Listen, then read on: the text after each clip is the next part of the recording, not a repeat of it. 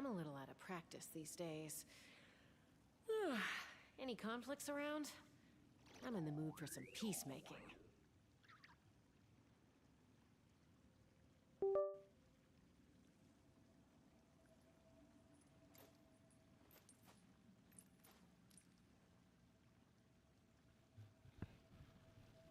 Hello?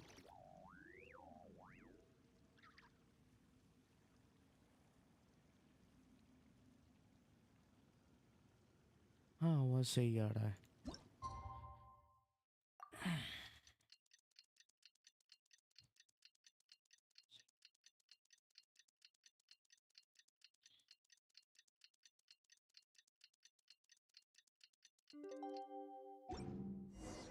It's time to meet back up with Xiao. Let's head to Mount Outsong.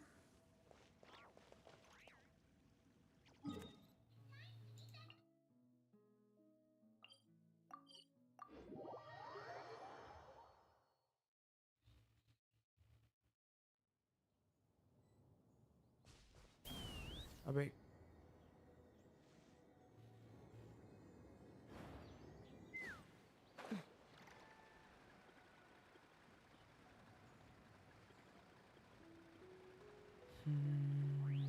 Village.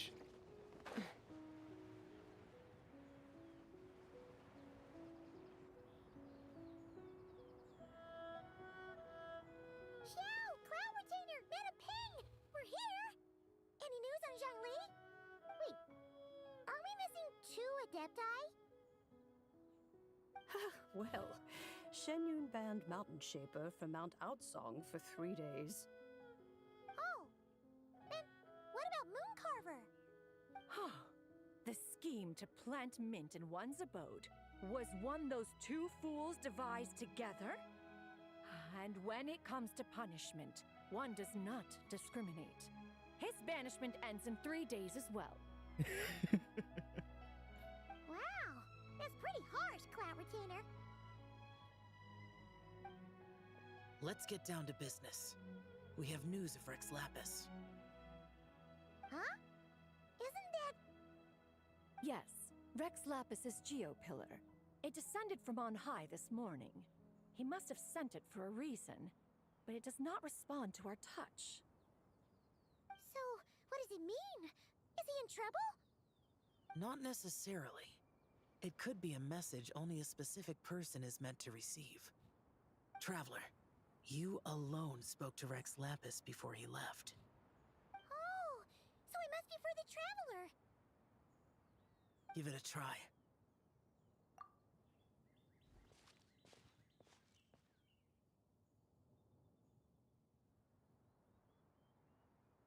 Come to the spring on Mount Qingse.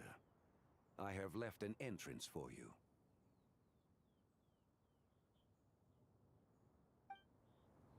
Well, Just as one surmised, it seems that Rex Lapis will not countenance our involvement in this matter.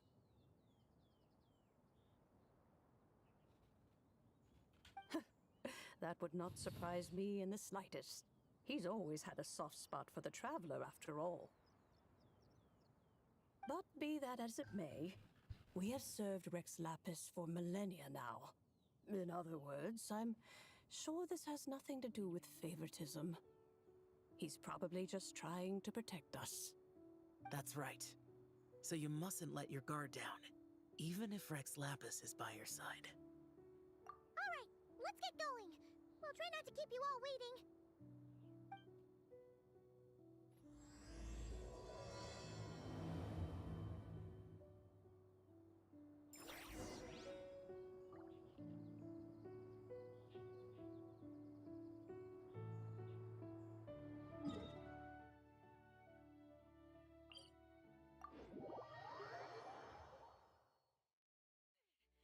This is about to get...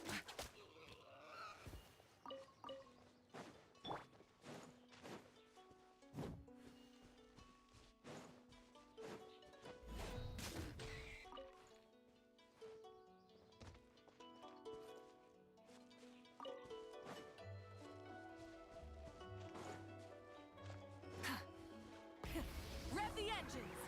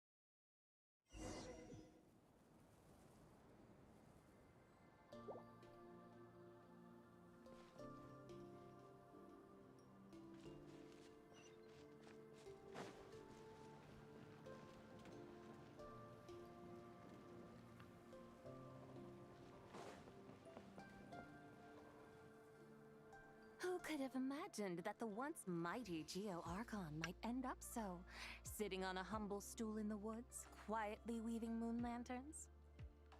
You really do look like an old man now. This is a Shao lantern, not a moon lantern.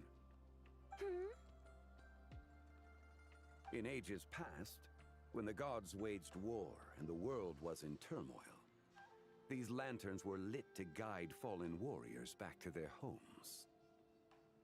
Had you tarried in the mortal realm for but a little while longer, you might have become quite accustomed to them. Even so, it bears such a striking resemblance to the moon lanterns they used to offer up to the heavens. Could this truly be mere coincidence? Perhaps in some sense it is, yet in another, it isn't.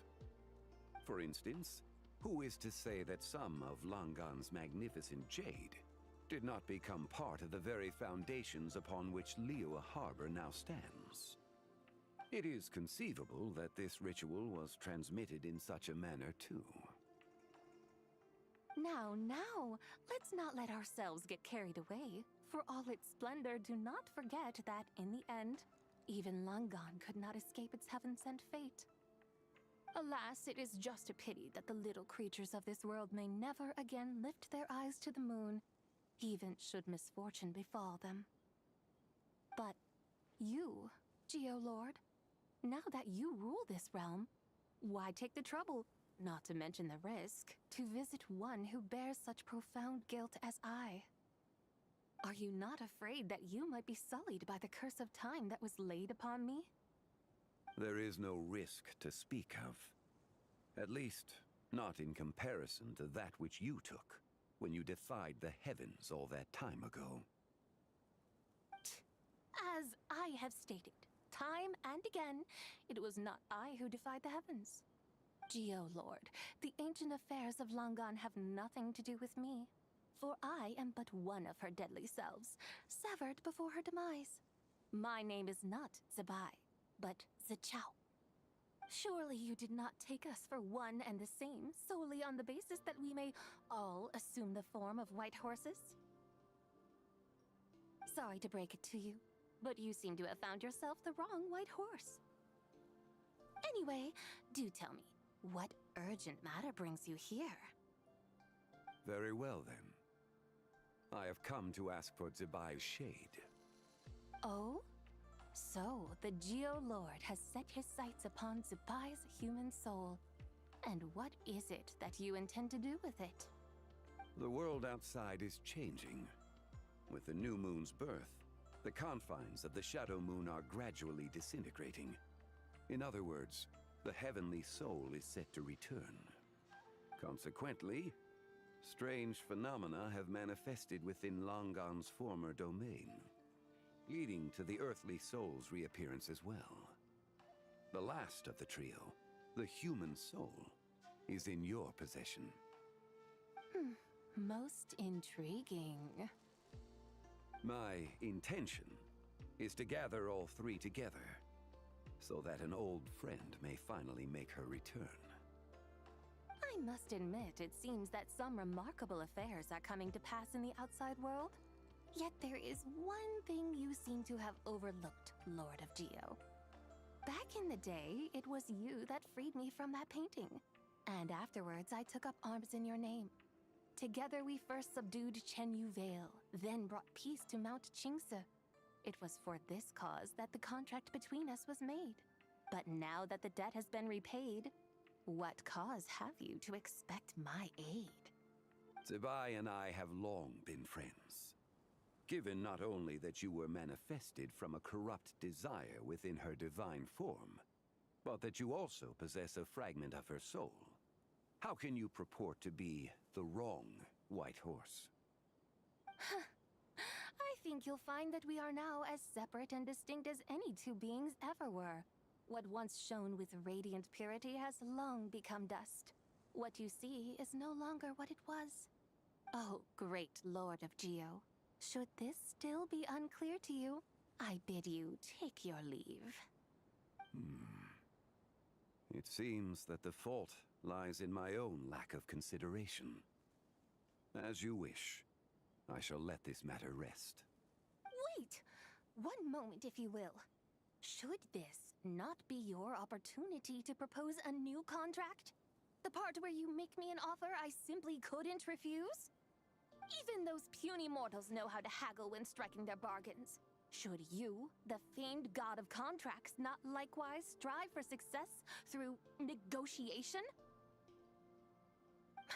Come now, enough with the posturing. It's time to name your price. Very well. I had, in truth, prepared a new contract for your consideration. I knew you would not come before me unprepared. Yet, you should know that I want for nothing, for I live in the mountains, carefree and untroubled.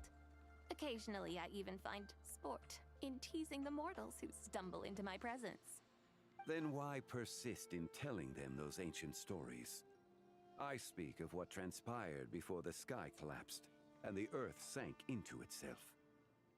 That is merely my way of passing the time. And what of it?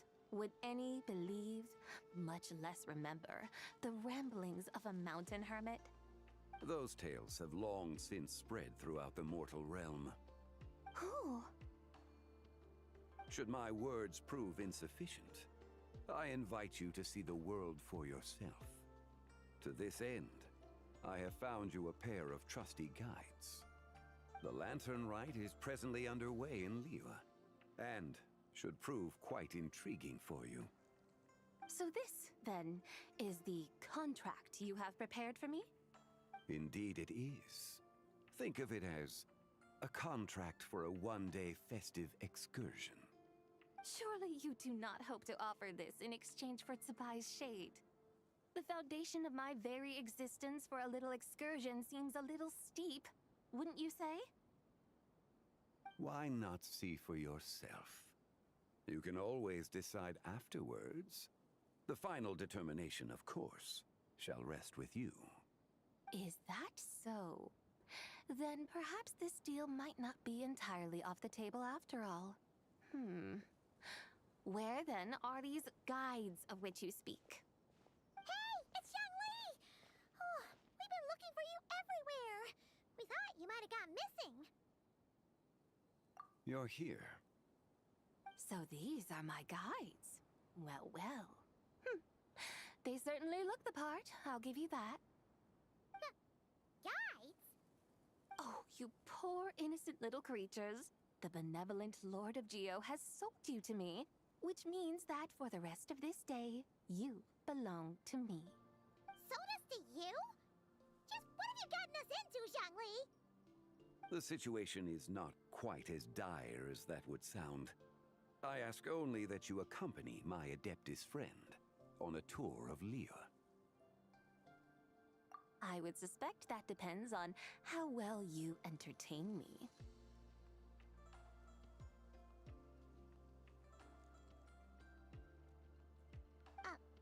Entertain you?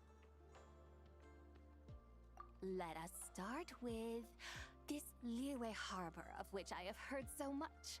Nowhere is quite so fascinating as a place teeming with little mortals. How come this Adeptus sounds so different from what Paimon imagined? Okay, we'll take care of it. Get ready to find out why they call Paimon the best travel guide in all of Tibet.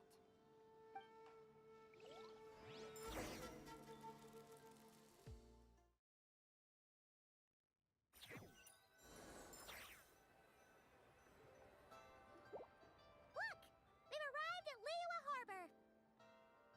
Not only is it Tibet's busiest port, it's also the beating heart of Liyue. So, dear Madam Adeptus, where would you like to go first? With humble fare and wine to sip, in comfort clothed and soul at ease, one eats, and all the heart's ills cease. So we're heading straight for the good stuff? Well, you're in luck, because Paimon's an expert when it comes to food. There are two main cooking styles in Liyue. Li cuisine, which is all about mountain delicacies, and Yue cuisine, which is centered on seafood. The most famous restaurants are Liyue Pavilion and Shinua Kiosk. Oh, now Paimon's starting to drool. Yes, our only option is to go try them both. 2 meals back to back. Both sound like excellent options to me. Are these the kind of establishments that most people might visit on a regular basis? Not exactly. Both Li Cuisine and Yue Cuisine are known for their pricey ingredients. Definitely not what you'd call the budget options. But don't you worry about that. Just think of it as Zhang Li's little treat.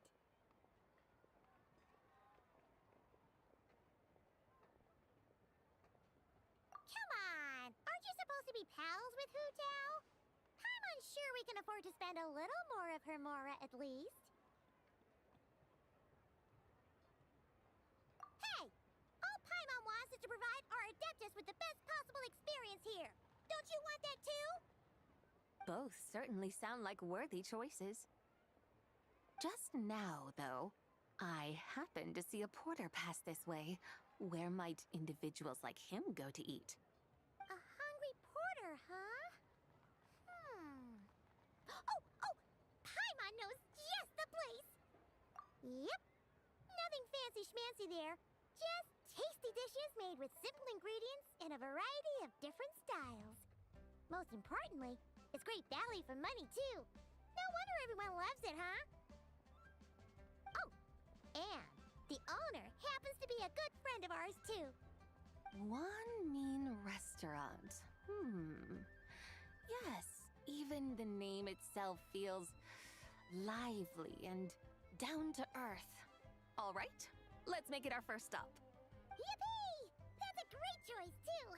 Alrighty, let's head over there right away. Paimon Wamin Restaurant, here we come!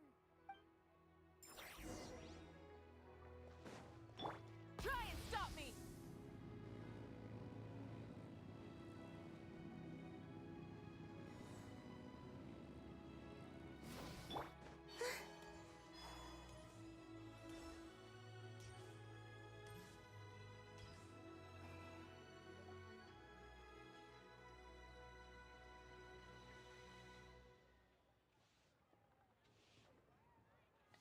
Shangling! Chef Mel! We're here! Oh, hello there. What a surprise to see you two. Welcome, welcome. Hey there, Traveler and Paimon. We're a little busy today, so grab a table while you still can. But I don't think I've met this lady before. Is she a new friend? You could say that. Oh, I see. Well, hey there. A friend of the Traveler's a friend of mine, too. Don't worry, we'll take good care of you. Just order whatever you want, it's on the house. By the way, I'm Zhangling. I cook here at Wan Mean Restaurant. What's your name? Miss Shangling, have you ever heard of the White Horse Adeptus? Of course. What about her?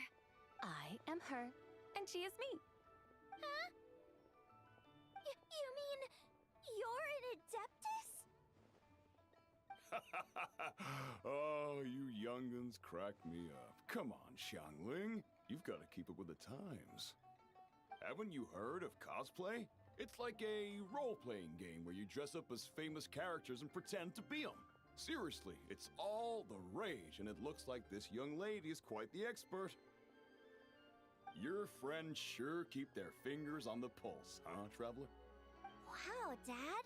Didn't know you were so tuned in. But how come I haven't heard about it? You gotta listen to our customers. Didn't I tell you to spend less time chasing after wild vegetables and more time making friends? You're even more out of touch than I am. Hey, I like making friends too. Isn't that what I'm doing right now? Anyway, even if it is just a costume, is it alright if I still call you White Horse Adeptus? Of course it's all right, because that's exactly who I am. Okay. I can see you're really committed to the role. How about I call you the real White Horse Adeptus instead? In that case, you can call Paimon the real Traveler. You're right. You could have at least switched outfits. Puny mortals. Nevertheless, I suppose it might be amusing to indulge in your little charade for a while at least. All right, go grab yourselves a table. I'll come take your order in a bit.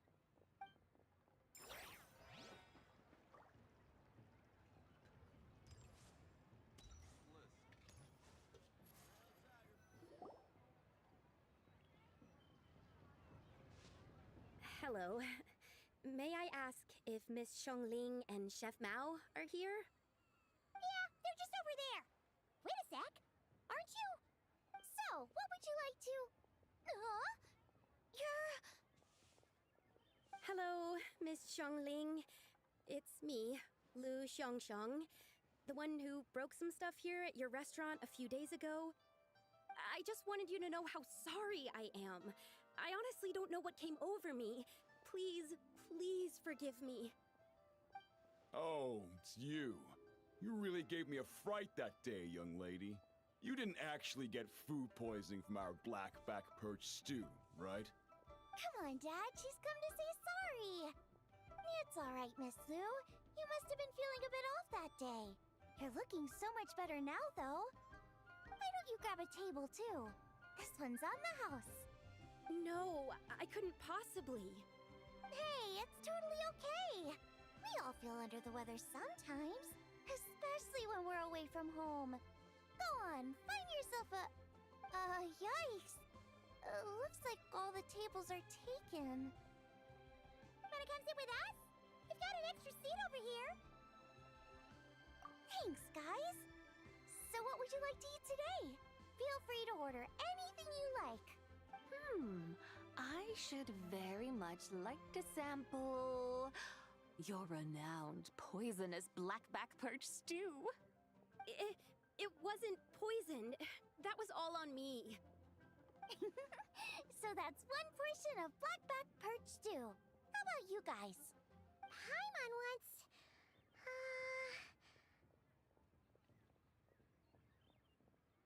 Sure thing! Looks like Paimon's having trouble making up her mind. Anyway, I guarantee you'll love it. Let me think. Well, since the blackback perch stew is on the spicier side, I guess it makes sense to balance it out with a serving of stir-fried shrimp. And since it's Lantern Rite season, you better try out the triple-layered consommé and come and get it too. Those are our seasonal specialties. As for the carbs, since we've got a full table, how about some right at home? Along with our special chili mince cornbread buns. Trust me, you won't be disappointed. Then for dessert, I'll whip you up some Lucky Snow Delight. I just came up with it a few days ago, and I can't wait for you to try it. Wow! Sounds like quite the feast. Looks like Paimon's in luck today. Am I the only one who thinks that's way too much? Not at all. Don't worry, I know what I'm doing. And to top it all off, our star dish, Adeptus Temptation. You should know that we don't often serve this here at Wanmin Restaurant. But since this is my first time cooking for the White Horse Adeptus, I'm pulling out all the stops. Okie dokie, just sit back and relax. I'll have your dishes out in no time.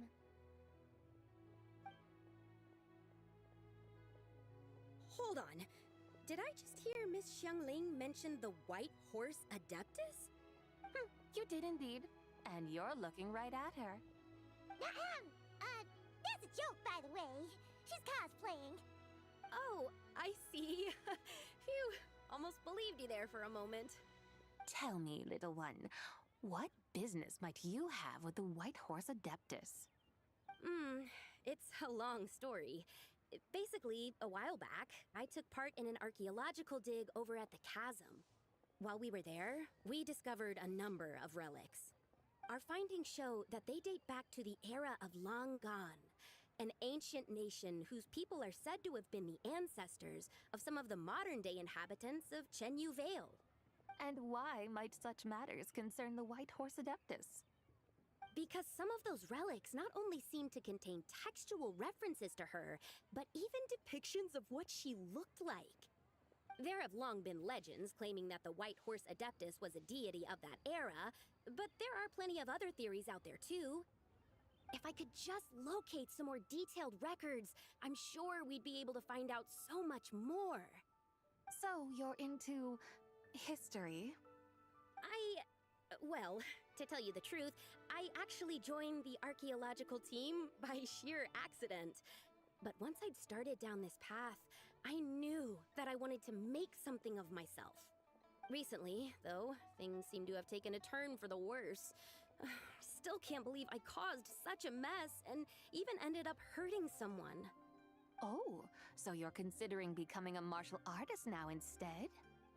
No, I mean, they weren't seriously hurt. It was just a few scratches, and they let it go after my mother compensated them. Either way, my career's pretty much over. And even though both the victim and the Ministry of Civil Affairs say they won't be pursuing the matter any further, my father says he's going to punish me according to our family rules. Family rules? Yeah, he's decided to ground me. I'll have to return to Chaoying Village after Lantern Rite, and goodness knows when I'll be allowed to leave again. Wow, that's harsh. Sounds like the kind of thing only rich, super traditional parents would do. We're not exactly rich, though. All we own are a few tea fields in Chaoying Village and a guest house in Liyue Harbor. A guest house? It isn't Baiju Guest House by any chance? Yep, he's my grandfather. So, you've heard of the guest house before? Small world, huh? Come to think of it, didn't Boss Lu mention something about hoping that the White Horse Adeptus would show up and let her divine power be known? Sure, but Paimon's guessing this wasn't exactly what he had in mind. Little one, it sounds to me that your family is rather well off after all. What then drew you to archaeology? Why subject yourself to such unnecessary hardships? Even if I stayed at home, there's no guarantee I'd lead a nice, easy life. Just look at my father.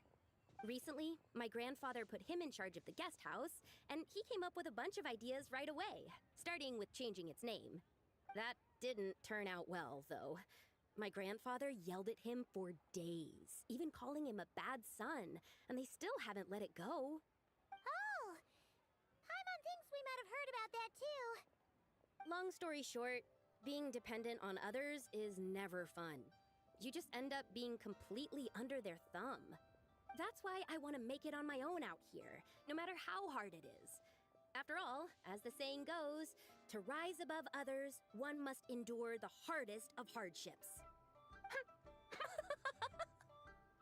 What's so funny about that? You poor, innocent little creatures never fail to amuse me. To think you would endure all manner of hardships in your brief time on this mortal plane, and all that merely to rise above others. I would have thought that the wiser path would be to simply roam this world as I do. Huh? Tell me, what is it that you truly delight in? Archaeology? Martial arts? Tea planting? Or perhaps the keeping of a guest house? What I delight in?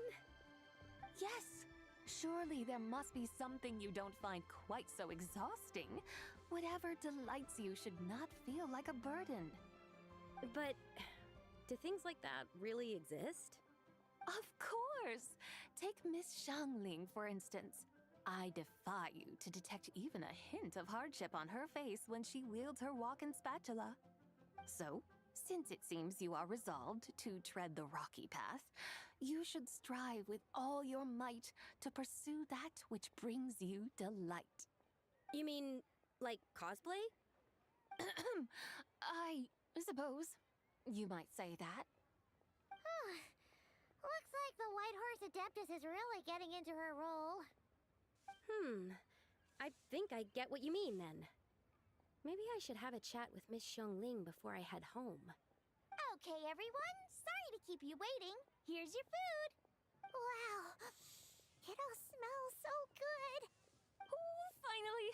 excited to try that famous poisonous stew. Hey, didn't you hear what Shang said? It wasn't the stew.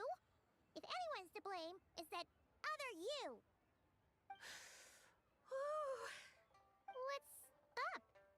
How fiercely this mortal fare burns upon the tongue!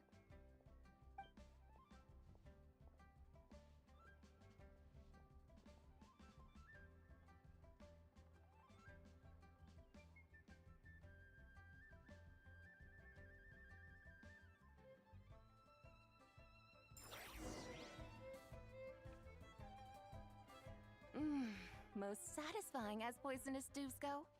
So, where to now?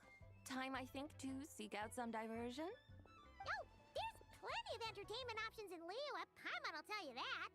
The locals like to drink tea, walk their pets, play chess, watch operas, attend storytelling performances.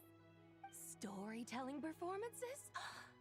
You know, like listening to people telling stories. They're usually based on old Liyue legends, just like their operas. Stuff like the Divine Damsel of Devastation, Through the Eyes of a Dragon, or the Sanctification of Tao Do. What about the story of the bright moon that sits in the sky above us? Paimon doesn't think she's heard that one. Still, the moon does come up quite a lot. It's even in the name itself. The Yue in Liyue actually means moon. Since we're on the subject, you like telling stories yourself, right? Why don't we go check it out? In that case, I'll have to trouble the two of you to lead the way. Awesome! Let's go! Third round knockout, here we come!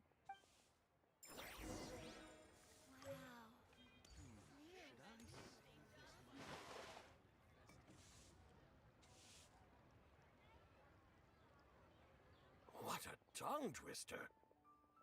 I'd have made a complete fool of myself if I tried to say it on stage without practicing it first.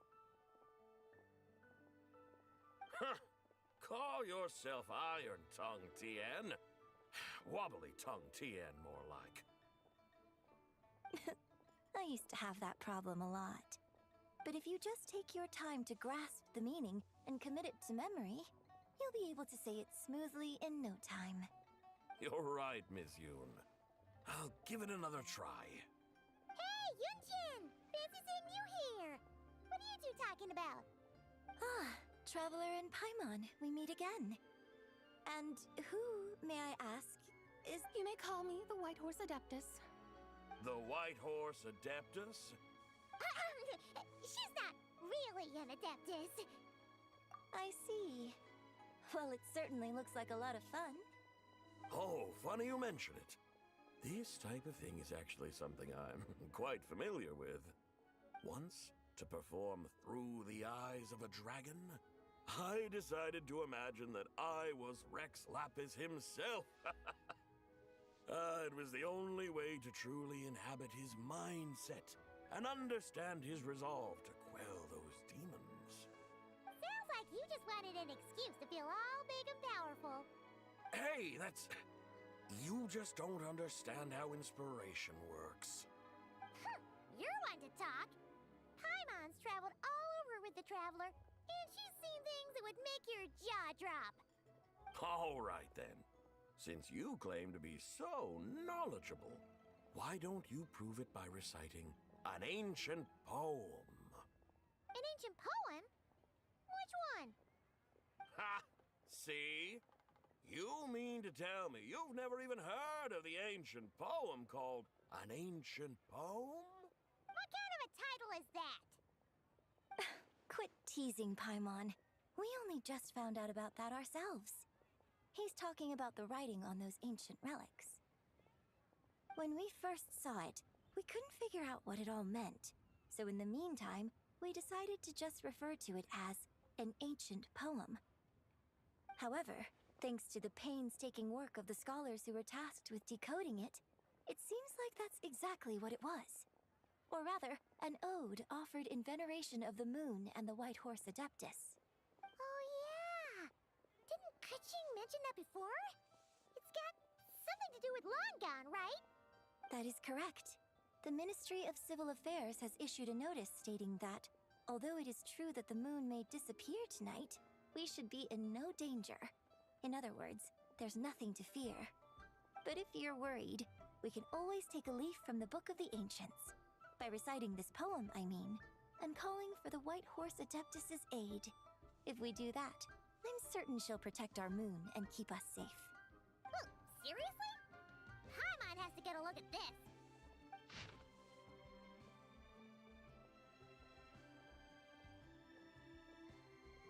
Under moon eternal in radiant night, a maiden grants silk, soft and light?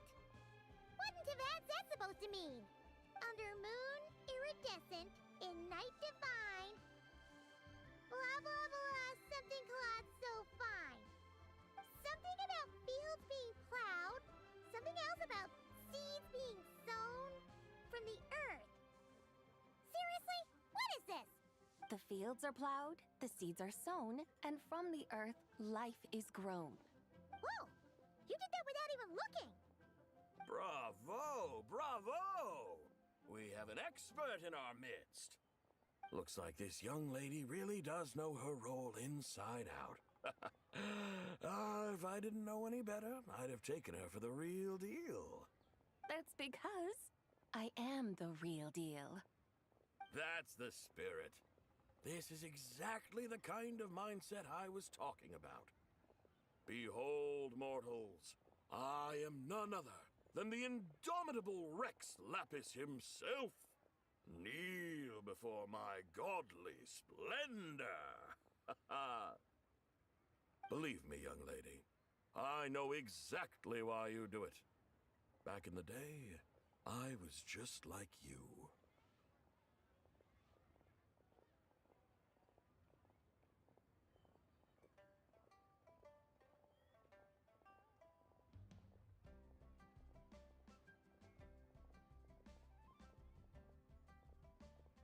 I must say you are rather amusing as mortals go. Miss White Horse Adeptus, it is a great pleasure to make your acquaintance today. I have some questions regarding the poem, and I was wondering, perhaps, if you might be able to shed some light on it? You want me to explain the full meaning of its verses? Your guidance would be much appreciated. Fascinating. Tell me, do all the people of Liyue still express such reverence for the ancient ways? Well, it's true that we hold a deep fondness for our history, but it is hardly our only pursuit. One of my good friends, for instance, is even more devoted to the modern Fontanian art of rock and roll. Exactly! And don't forget, great practitioners of the role-playing arts walk among us too. People like me and you, young lady. Yes. So rather than placing too much emphasis on our reverence for the ancient ways, it might be better to say that here in Liyue, 100 passions bloom, each with a voice of its own. I see. Then, I suppose it wouldn't do any harm for me to enlighten you. In truth, it is but a simple poem of blessings. Its meaning is this. As the eternal moon rises in the night sky, a maiden adorned with lustrous jade descends upon the earth. She blesses the kudzu vines and mulberry leaves, so that they may be used to make coarse cloth that is nevertheless soft, light, and comfortable to wear. As the iridescent moon rises in the night sky, a maiden adorned with lustrous jade descends upon the earth. She blesses the kudzu vines and hemp, so that they may be used to make fine, luxurious cloth. As the frost moon rises in the night sky, a maiden adorned with lustrous jade descends upon the earth.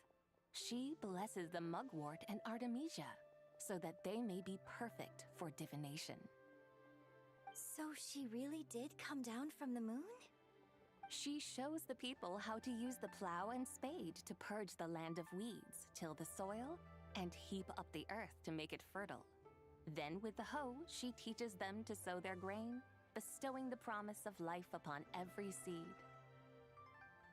She blesses the millet and the beans, ensuring that their stalks and vines stretch forth without end. She graces the wheat and the rice, so that their heavy heads are filled with plump, glistening grain. Sounds like she's a real pro at all this farming stuff. The fruits of the field are harvested and brewed into sacred wine for honored guests. This we reverently present to the Divine Maiden, with every ceremonial step flawlessly observed, so that she may witness the depth of our piety and respect. Oh, Divine Maiden, how can your graceful presence in the sky not seem like that of a fairy descending from the heavens? Oh, Divine Maiden, how does your pure and radiant form not resemble the guardian spirit of our land? I send my heart's desire, ascending to the heavens, beseeching you to grant us good fortune and blessings in the coming year. Huh? So, that's what it's supposed to mean? I find myself speechless, moved beyond the power of words to convey. Oh, young lady, you have shown me the heights to which a true role player might aspire. A truly remarkable performance. I did not anticipate that anyone could unravel this poem with such depth and clarity, and so soon after the Ministry of Civil Affairs noticed, too. I'd even begun to consider myself somewhat versed in the matter, but as they say, there's always someone more knowledgeable out there. Allow me to extend my thanks to you, Miss Whitehorse Adeptus. You are far too humble, young one. I must confess, it is I who have been surprised, not only by you, but also by this Liyue Harbor of the present day. Ah, so you're not from Liyue. And what, may I ask, has surprised you about it? Oh, it's nothing really. Just some old memories scattered here and there. Very well, my guides. I suppose it is time we set forth on the next part of our excursion. I'd like to go see that wharf now. What say the two of you? No problem! We'll take you wherever you want. Oh, leaving so soon? Before you go, allow me to introduce myself. I am Yunjin, director of the Yunhan Opera Troupe. May I ask your name in return? My own name is scarcely worth mentioning, but since you asked, perhaps I'll tell you the title of that poem instead. Huh? So, it isn't actually called an ancient poem? Of course not. Its real title is Odes of Long Zabai. Odes of Long Zabai. All right then, until we meet again.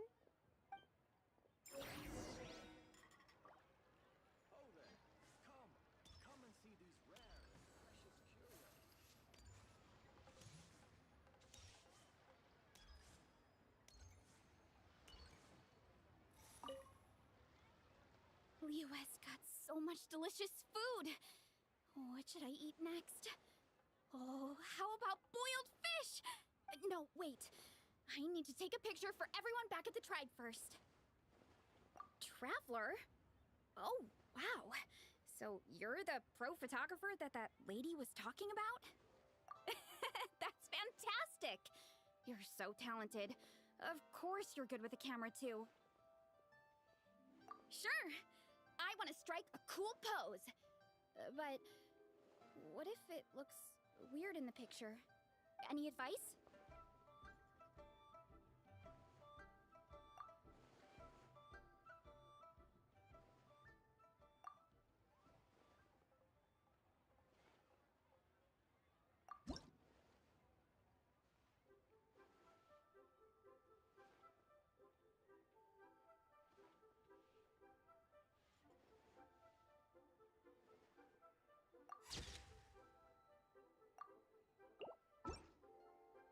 Done already? Oh, let me see. Whoa, told you they'd be good! Now, would it be the best spot in the orchard to hang it? Thanks! Next up, some more delicious food. Starting with... boiled fish.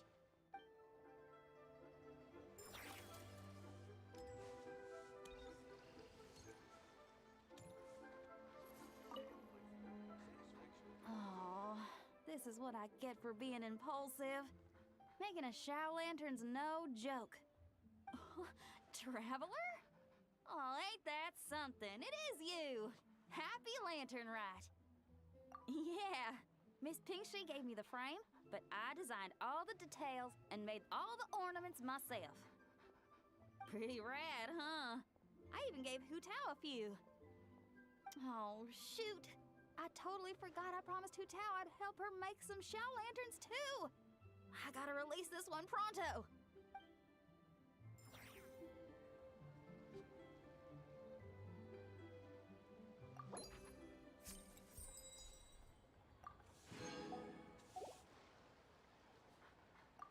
Okay, I gotta go find Hu Tao now. First stop, Wangsheng Funeral Parlor. Catch you later. Oh, and happy Lantern Rite to you, too. Shame Hu Tao's busy this year. I would have loved to put on another show.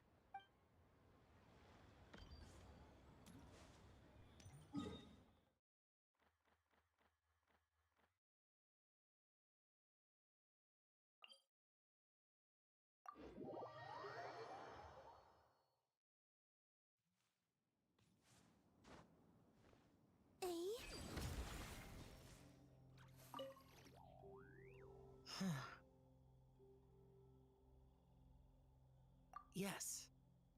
I saved someone from monsters earlier. She was carrying a frame and tools for making shower lanterns, and gave them to me as thanks. She also said this type of shower lantern can be modified however you like. So... yes, well... I tried my best.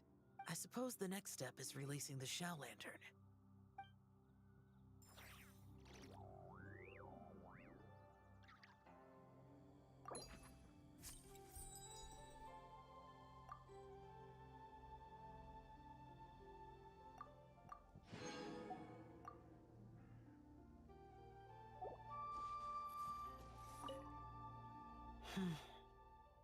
Happy Lantern Rite to you as well.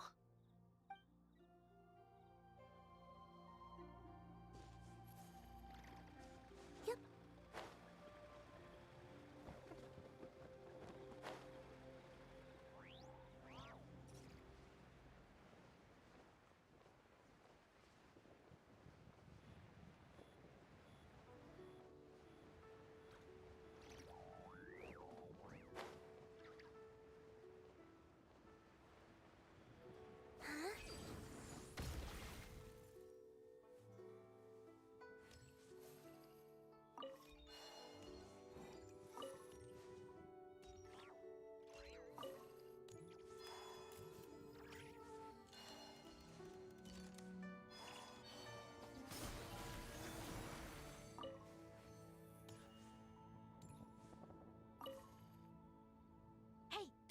Over here! I knew you wouldn't miss Lantern Rite. I was wondering when I'd bump into you. No. I can't be working at every Lantern right now, can I? I really am here on vacation this time. Yup. Miss Pinkshi said she'd find a professional photographer to take a good portrait photo. Hey, wait a sec. Don't tell me... it really is you! That's perfect then! Come on, take my photo. Let's see who's better behind the lens. So, ready to start? Alrighty. Can't take a picture without posing for the camera, though. Any suggestions, Traveler?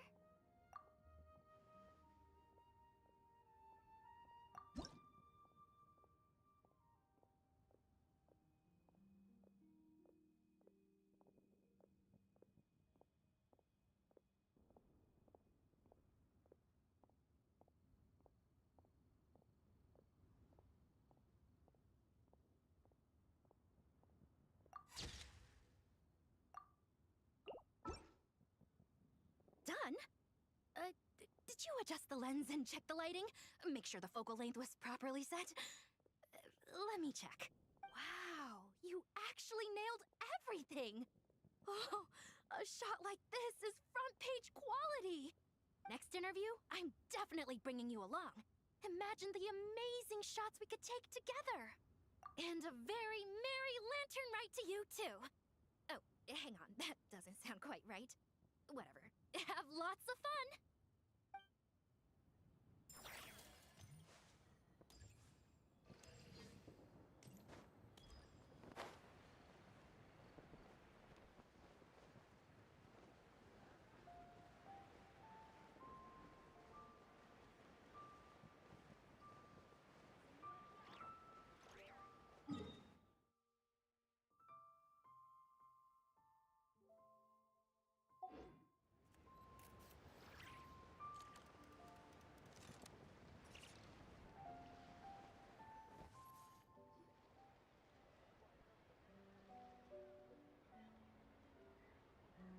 Hey, Ganyu! I almost forgot to mention. On my recent trip to Notcry, I came across something really fascinating in the Frost Moon Scion's library. I found records in their collection of another divine envoy living on the moon. A divine envoy on the moon? You don't think it could have been referring to the White Horse Adeptus too, do you? No way to say for sure. Still, the similarities between our legends are intriguing, to say the least. Isn't it amazing? Especially when you consider how far apart we are. It truly is. We might live in different lands, but when we look up at the night sky, we all see the same moon and stars. Right? It's like we're all bound together, no matter where we are. When you think of it like that, it's almost as if our friends from other nations will be right here celebrating with us.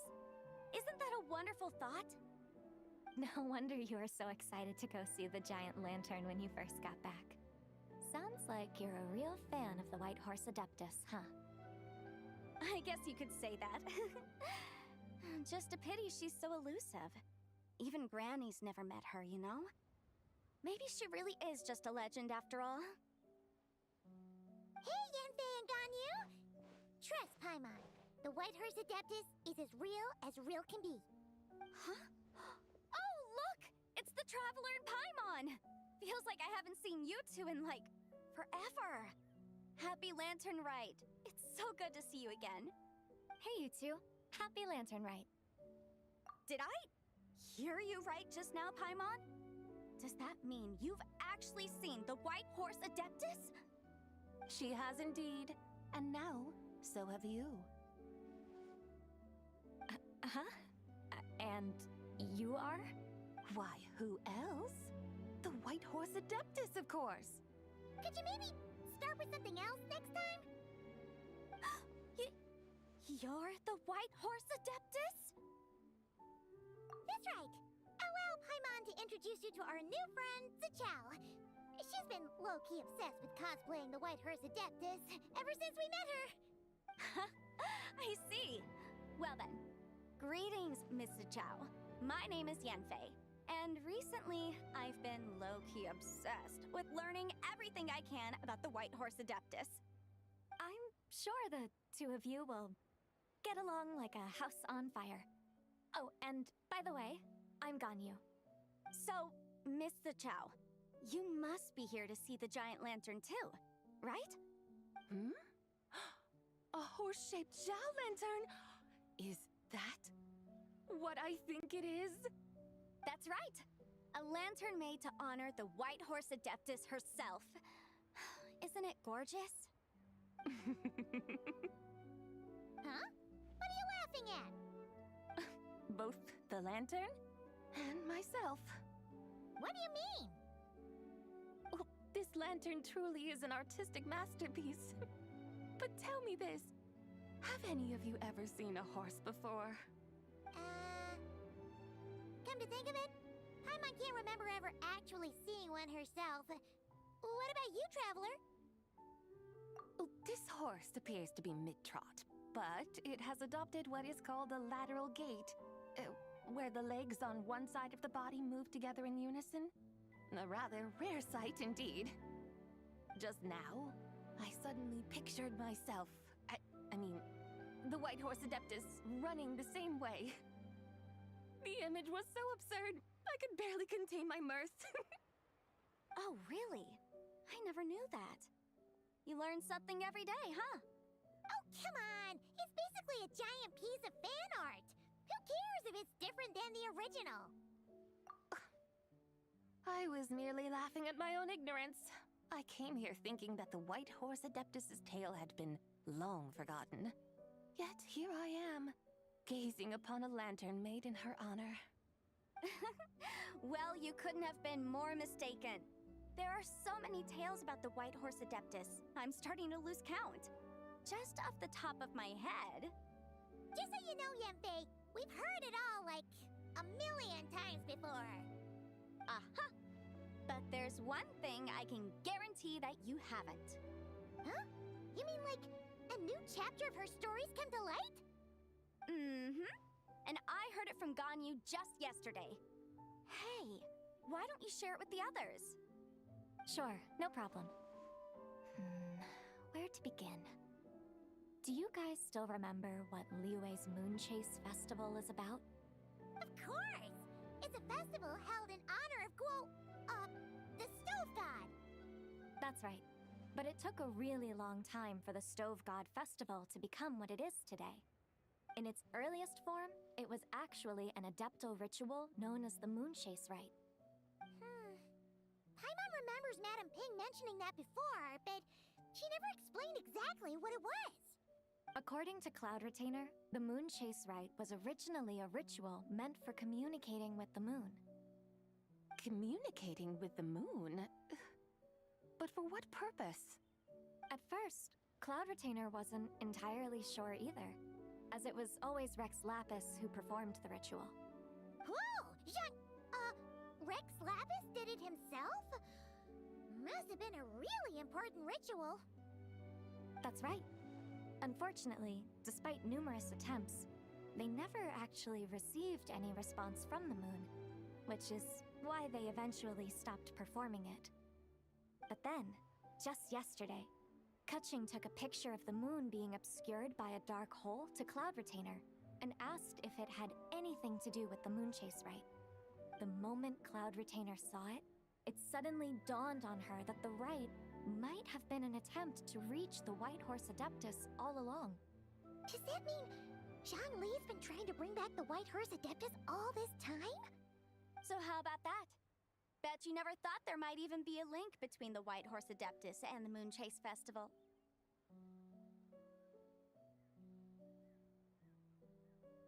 If Keqing hadn't taken that picture to Cloud Retainer, we would never have known any of this.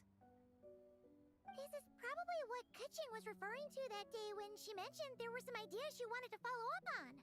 So, Geo Archon. All this time, you've been striving to awaken her. Huh? What do you mean, awaken? Nothing. What I truly meant to say was, this new insight you've provided has been truly eye-opening. Oh, by the way, my trusty guides, I've been meaning to ask, where in Liyue Harbor might one enjoy an expansive scenic view? Huh? We're off to the next stop already? But Paimon's barely done digesting that lore bomb just now. All the more reason to find the right spot to let it sink in. Oh, so that's what you're up to. A tour of Liyue Harbor? In that case, if you're looking for a spot with a panoramic view, I'd recommend Yujing Terrace. That's a great idea. Since the terrace is on higher ground, the sea view from up there's so much better. Great! Well, the lantern ride's about to start, so we should get back to Granny's now. Hope to see you all at the festival tonight. Oh, you're off too? All right then. See you both soon. See you soon.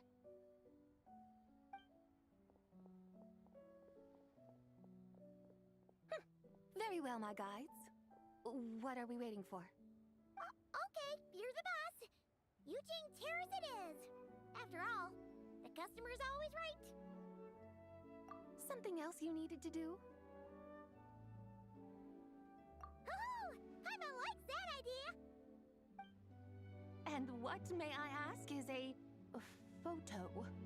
It's this awesome invention that lets you record moments in the blink of an eye. Except, you've gotta try not to actually blink. Oh? What must I do in preparation then? Nothing. All you gotta do is choose a pose. The Traveler will handle everything else.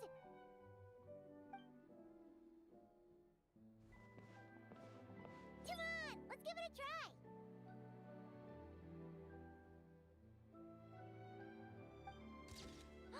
Look, we got a great picture. Paimon's gonna call it The White Horse Adeptus Meets the White Horse Adeptus in Liyue Harbor.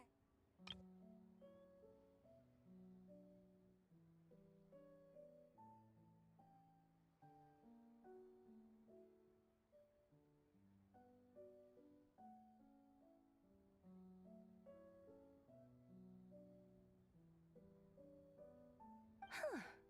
They've even discovered a way to preserve moments in time. Now I truly am curious to witness what else these mortals might accomplish. Very well, let us proceed. Eugene Terrace lies in that direction, does it not? Hey, wait for us!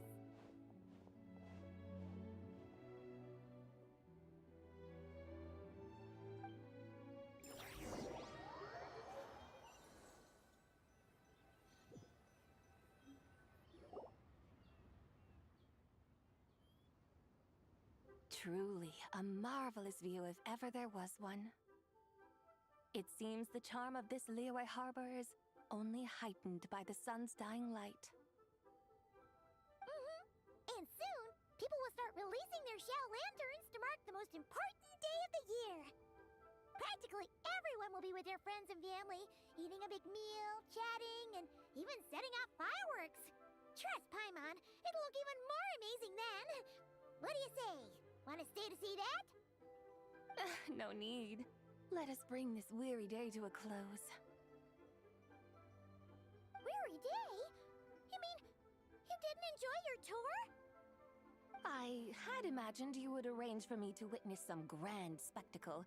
Perhaps the descent of divine beings, the manifestation of the sacred before mortal eyes, or the appearance of a selfless hero come to aid the helpless and downtrodden. Or, should that not come to pass, then at the very least, spend a little more coin. For that, it seems, is how one finds true enjoyment. Alas, but there was none of these. Instead, we merely filled our bellies, listened to tales, and gazed upon a crude imitation of my likeness. And now, the sun begins its descent.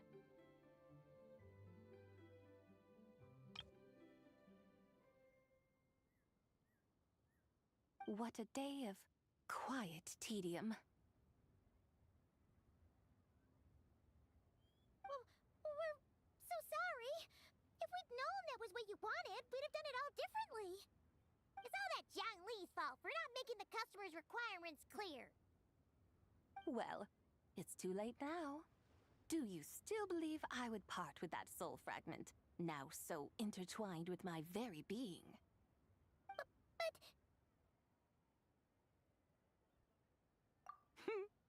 I knew you were the more astute of the pair. Huh? You were just trying to scare Paimon? It seems the realm of the Geo-Archon has a way of making one more stony-faced. So, you were just pulling Paimon's leg? Of course. I was merely engaging in a little banter with the two of you. Long ago, I shared tales with various mortals who chanced upon my mountain abode. Never did I imagine that those stories would endure. It seems I greatly underestimated them. Perhaps, as your Geolord said, a few pieces of ancient Langan's magnificent jade have truly become part of the very foundation of this land. So, you've decided to help us? Again, that goes without saying. I made up my mind some time ago now.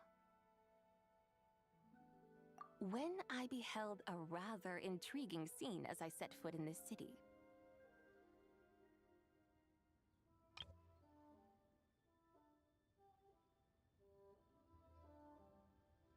I saw porters passing through the alleys, setting down heavy wooden crates from their weary shoulders. Peddlers pushing carts as the kites and lanterns upon them rustled gently in the breeze.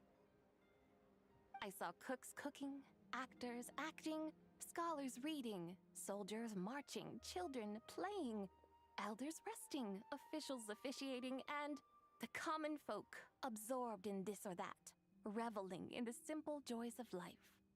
Some, it seems, have already found that which stirs their hearts, while others continue to fret, troubled by uncertain futures. Yet, in this gentle and serene order, each holds fast to their anticipation, not only for the celebrations to come, but also for the first light of the morrow. Scenes I once yearned to behold now unfold before me, no longer in Langan, but in Liyue Harbor, thousands of years on. How wondrous is this mortal realm! Thank you, Whitehurst Adeptus! Thank you so much! Adeptus, Adepti, perhaps the singular art in which we are truly proficient is that of sequestering ourselves within the high mountains. But once we leave our mountain refuge, we find ourselves drawn back to mortal ways all the same. So, it is I who should offer my thanks to the two of you. Traveler, Paimon, you have made this day more delightful than any I've known in a long, long time. Come now, and take what it is you need. You mean, like, right now? But don't you think we should wait for Zhangli? That won't be necessary. All things shall meet again in their time, for the waters know no rest, and the flowers their appointed season. One need not fear that life is but a journey of goodbyes.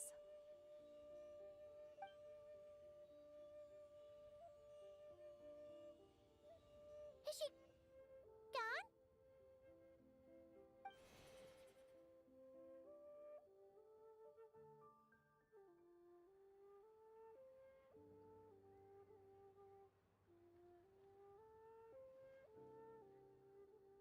Yes, she's gone. A deadly self is formed from the body's impure vapors, so naturally it cannot survive long in this world. Had it not been sustained by the remnant of Zibai's soul, it would have faded away a long time past. Now that the remnant is gone, it has severed its ties to the mortal world. Zhangli! When did you get here? A while ago. I would have thought you'd at least want to say goodbye. Though mountains endure, the ceaseless waters will, at last, wear away their sharp edges. Thus must I meet the marks wrought upon her by the ruler of time with great caution.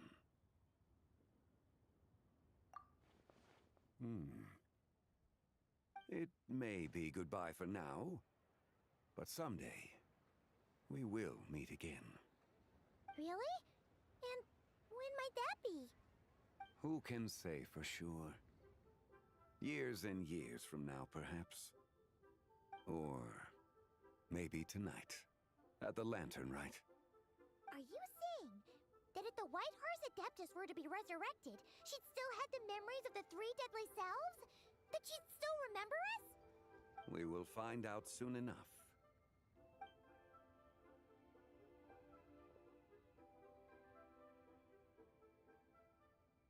It is time. The rite is about to begin.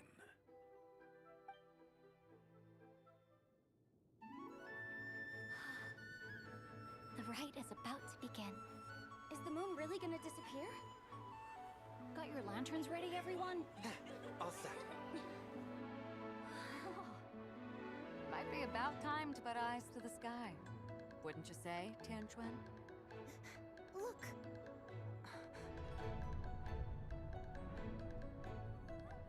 When the sun's out, eat the sun. When the moon's out, eat the moon.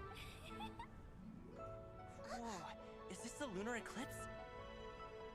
Under moon eternal, in radiant night, a maiden grants silk, soft and light. Under moon iridescent, in night divine, a maiden grants fiber her claws For so you. fine. Under moon of frost, in night divine our fate. The fields are plowed, the seeds are sown, and from the earth, life is grown. The seedlings stretch, the crops do rise, and all unfolds before our eyes. Fruits are gathered, sweet wine is poured. These gifts we offer to our Lord. Pure as heaven, so fair and bright, she shines as light in this dark night. And with her does this, wish take flight.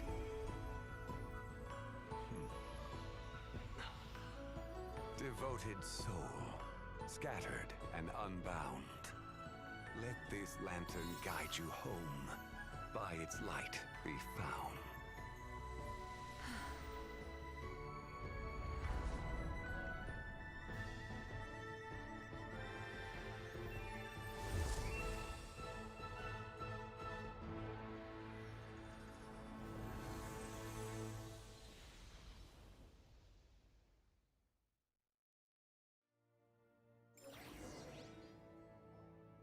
Did we do it? Do we finally get to meet the real White Horse Adeptus?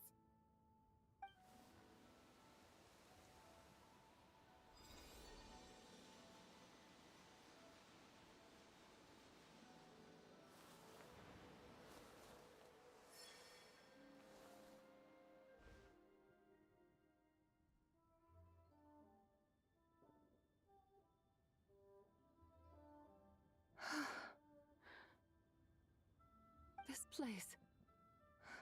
Where am I? A familiar land, now known by the name of Liyue. Liyue? The peaks adorn the clouded moon. Then, who might you be? Oh no!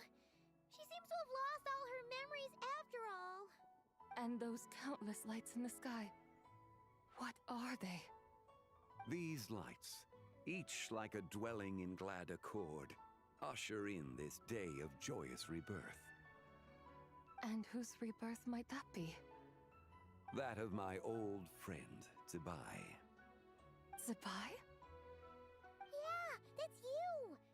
Don't you remember anything at all? That's... me? Oh, yes. The envoy of the Lunar Palace. My name is Zibai, indeed. Then you must be... the Lord of Geo, Heaven's Star. Many years have passed since we last saw one another. Zibai, my friend. Welcome home. Home?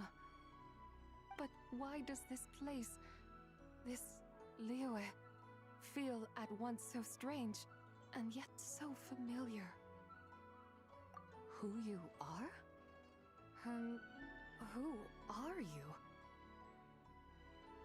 Ah, yes, I remember now. You are that young Wushu dancer, the one who seeks disciples. How fares your quest for disciples? It must have yielded a truly prolific body of students by now, I trust. Hey, you've got it all wrong! You're talking about Gaming! But I could have sworn... Oh, that's right. You're that impudent blonde youngster who kept meddling in my affairs. And to think you even had the audacity to presume yourselves worthy of being... What was it again? Ah, yes, of being my guides. How very wonderful to see you again, my most faithful and beloved guides. I trust all has been well in my absence? Well, she finally got it right. But that sudden mood swing felt even weirder. It's like her head's packed full of slimes. It is possible that her cells have not yet settled. After all, they've only just been brought back together. It may be some time before she fully recovers. Huh? You mean, kinda like she's still half asleep? That I cannot say for certain. Perhaps a few days. Perhaps a few years. A few years? Mortal years are but a poor measure when divine beings tread the realm of dreams. Well, if you say so. Anyway, at least she's whole again, right? That already seems like a pretty good outcome to Paimon. Yes, there is little cause for worry. We need only wait and let time take its course. Say, what are those little creatures over there up to? Celebrating Lantern Rite, of course. And those lights up in the sky? Those are all Shao lanterns. This year, each and every one of them carries a little wish inside. Lantern Rite. Then, may I join in too? Of course! Why else do you think we've been running around like headless chickens these past few days? Tell you what, Traveler, why don't we take the White Horse Adeptus out to celebrate? Who knows? Maybe seeing some familiar faces might help her find her feet? Hey, Zhangli!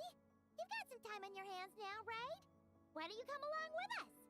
By no means a bad idea, Paimon. Oh, and Sabai, before Paimon forgets, when we meet the others later, remember to wish them a happy Lantern Rite! Happy, Lantern Rite? Happy Lantern Rite! Yes, Happy Lantern Rite indeed. Well then, let's go!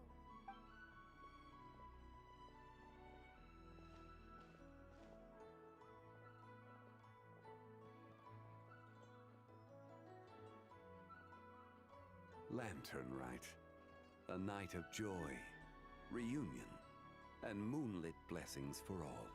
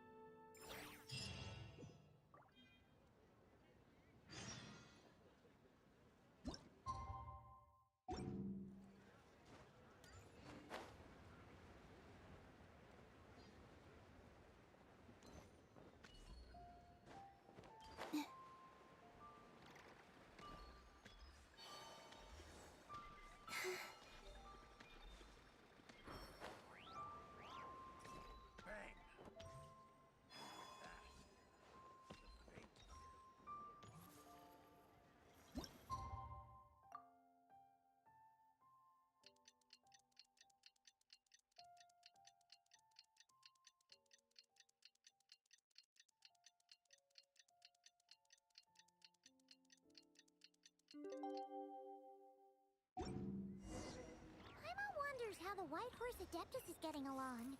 Maybe we should check in on her? We could ask Zhangli where she is.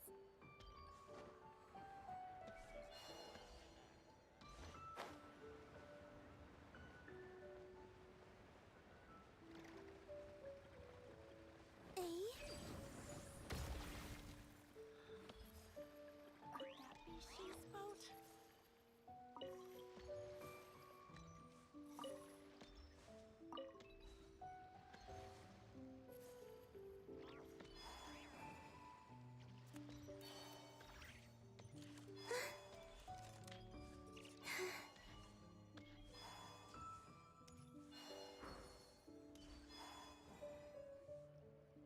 Oh, looks like Zhangli hasn't stopped by for tea today. Hey, are you two looking for your friend? Try going up that way. Is Zhangli up that way? No, but that young lady who was dressed up as the White Horse Adeptus the other day is. She's your friend, right? I just saw her head toward Wanmin Restaurant. I was wondering why she was eating alone. But then you two showed up hot on her heels. Oh, what luck! We were just on our way to find her. But what's she doing at Wanmin Restaurant? I have no idea. I said hello, but she completely ignored me. She couldn't have forgotten who I am, right? I mean, we're kindred spirits, aren't we? Maybe she's still half asleep. Her brain might be a little fuzzy. Oh, that makes sense. I was wondering why her eyes were so red. Her eyes were red? Oh, that doesn't sound good. You young people, staying up all night because you think you're invincible? Look at your friend. Missing out on sleep so she can pretend to be the White Horse Adeptus. That's where that leaves you, you know. A word to your friend from someone who's older and wiser. She really needs some rest. Paimon won't be so certain about the older and wiser part. Yeah, what was that? Hurry along, then. Oh, and don't forget to come back.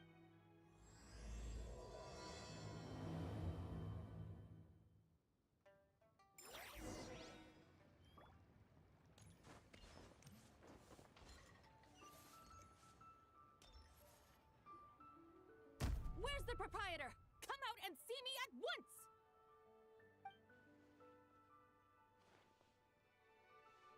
Xiangling and Chef Mao aren't here right now. What can I help you with? And who might you be? My name is Shenhe. I work here at Wanmin Restaurant. Shenhe.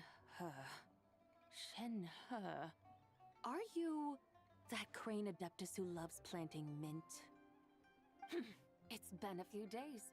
Have you improved your gardening skills? Did you manage to cover the slopes with mint? Mint? I don't know anything about mint. But I am familiar with Genshin and glaze lilies. Ha! Already casting mint from your mind. How can a practitioner of self-cultivation be so fickle, chasing after every new plant that catches their eye? I'm not sure I get what you mean. Are you delirious from hunger? Would you like something to eat? Shenhe! White Horse Zabai! So this is where everyone is! Traveler, Paimon. It's been a long time. Happy Lantern Rite. Is this customer a friend of yours? Don't mind her, Shenhe. She's just a little cranky because, she didn't sleep well last night and she's only just woken up. Look how red her eyes are. I see. In that case, Miss Zabai, I have a tonic here infused with Xingxin. It's cool and soothing when applied to the eyes. Would you like to try a few drops? Stop right there! Who are you two noisy children? Hey! Have you forgotten about us already? Guides. Yes, I seem to recall something about some guides. Ah, yes, now I remember. What luck! I was just looking for someone to show me the way to Elong Wharf. Huh.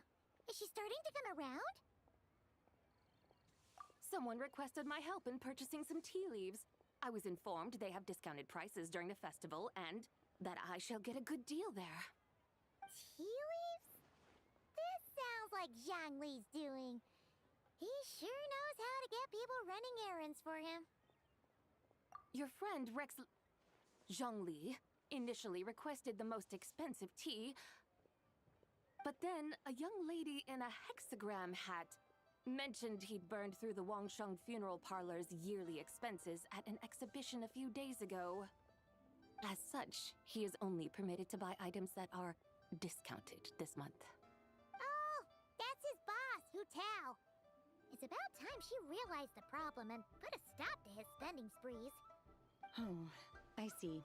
So that's why you're here. Unfortunately, Wanmin Restaurant doesn't sell tea leaves.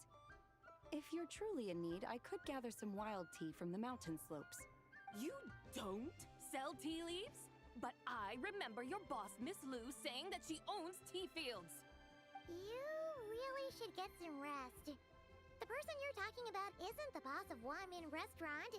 She's just like you. She came here to eat. Is that so? Life really is full of surprises. What surprises? Your brain really is as gooey as a pack of slimes. Paimon can't believe Zhongli entrusted you with going all the way to Yilong Wharf and buying tea. That would be excellent, my dutiful guides. Ah, yes, Miss Crane. I apologize profusely for my improper behavior just now. Please forgive me. I completely understand.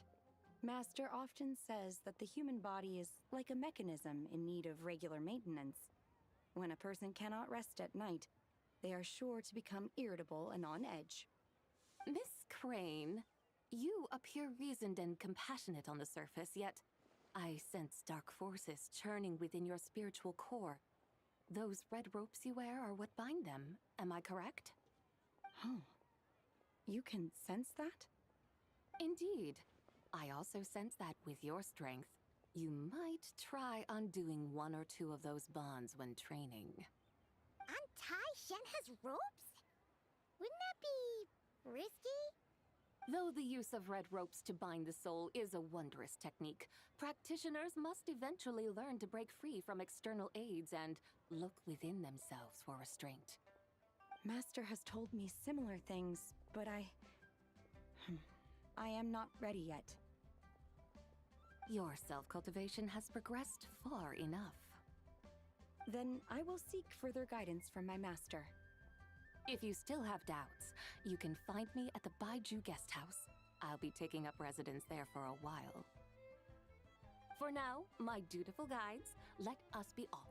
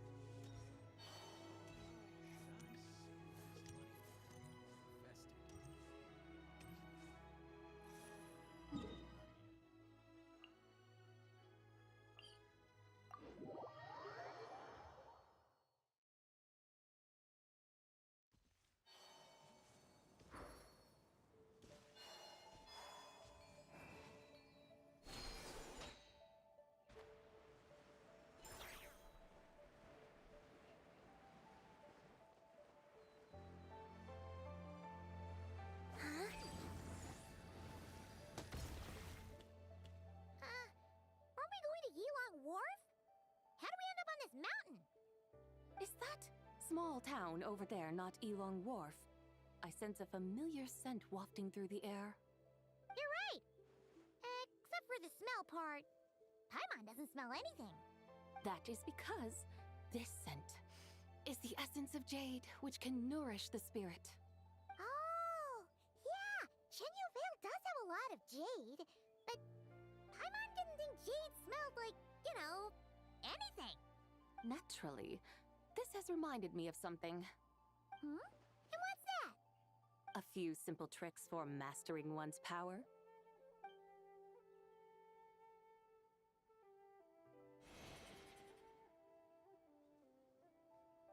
What is that thing?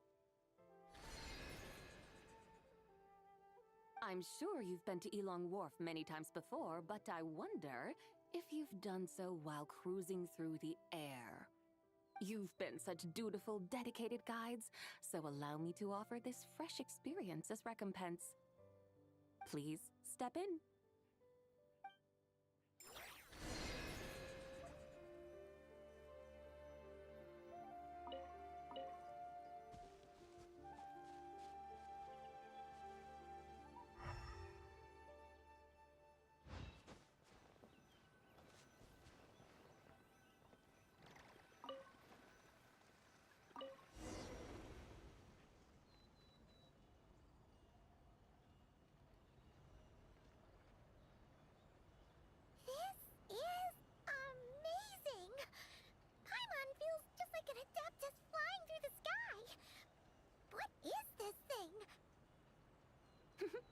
I created it from my memories of the chariot of the Lunar Palace. Many years have passed since I last laid eyes upon it, so there may be some discrepancies. Nonetheless, it is functionally much the same. A lunar chariot? Wow! Paimon never imagined she'd get to ride in one! So, Sabai, does that mean you used to work on the moon? Work. That's an interesting way to phrase it, though I suppose you are correct. I was once an angel, a member of a race tasked with guiding humanity. Then, graced by serendipity, I became a moon envoy. Huh? What's a moon envoy? Some kind of super important angel? As you would understand it, a moon envoy is a job title. Any angel, or non-angel, can become a moon envoy. Does that mean you're not the only one? Of course not. Though my memories are still hazy, I vaguely remember some of my colleagues. There was one who liked to take on the form of an ibis. An ibis? Could it be... Can all moon envoys turn into animals? Does that mean Lauma could take that job? She can turn into a deer, and moon chanters are some sort of Luna envoy anyway, right? Moon chanter? I have no idea what those are. Oh, okay then.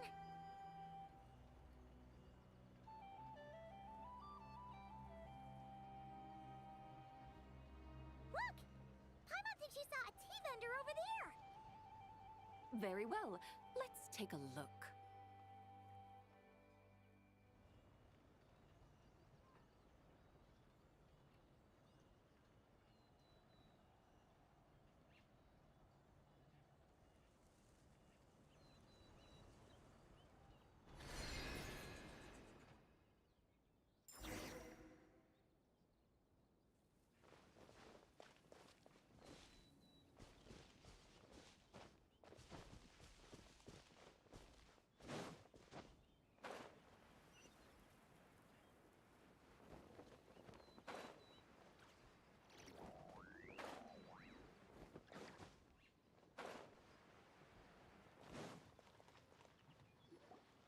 Welcome. Please have a look around.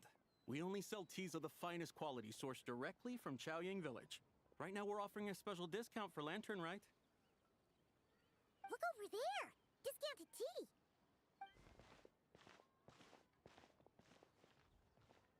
Dear customers, are you looking to purchase some tea leaves? I can see from your bearing that you are no ordinary customers. My humble shop has some exquisite teas that should satisfy your more refined tastes. We're not here for quality. We're looking for a discount. A discount? Well, that's a coincidence. Our Sunglaw tea is on sale right now. A special festive offer. Something about the name of that tea sounds familiar to Paimon. Buy 3 boxes of Sunglaw tea during the festival to get 10% off. Buy 4, get 20% off. Buy 10, but... That's right! 10 boxes at half price. Have you been to our shop before by any chance? Oh, Paimon's definitely heard this spiel before. 3, 4, 10, 10, 20, 50. Zabai, what are you muttering about? When purchasing 3, 4, or 10 boxes, the corresponding discounts are 10, 20, and 50%. The intervals between the two sets of numbers are 1 and 6, and 10 and 30. Look! Her eyes turned blue! That's gotta be a first! If the differences between intervals remain equal, the interval after 6 should be 6 plus the difference between 6 and 1, which is 11. Similarly, after 30, the next interval should be 50. Therefore, extrapolating upward, the next two numbers in each set should be 21 and 100. You're making Paimon's head spin! Those numbers, what do they mean? They mean that if we buy 21 boxes of Sunglaw tea, we should get a 100% discount! 100% discount? You mean we'll get them for free?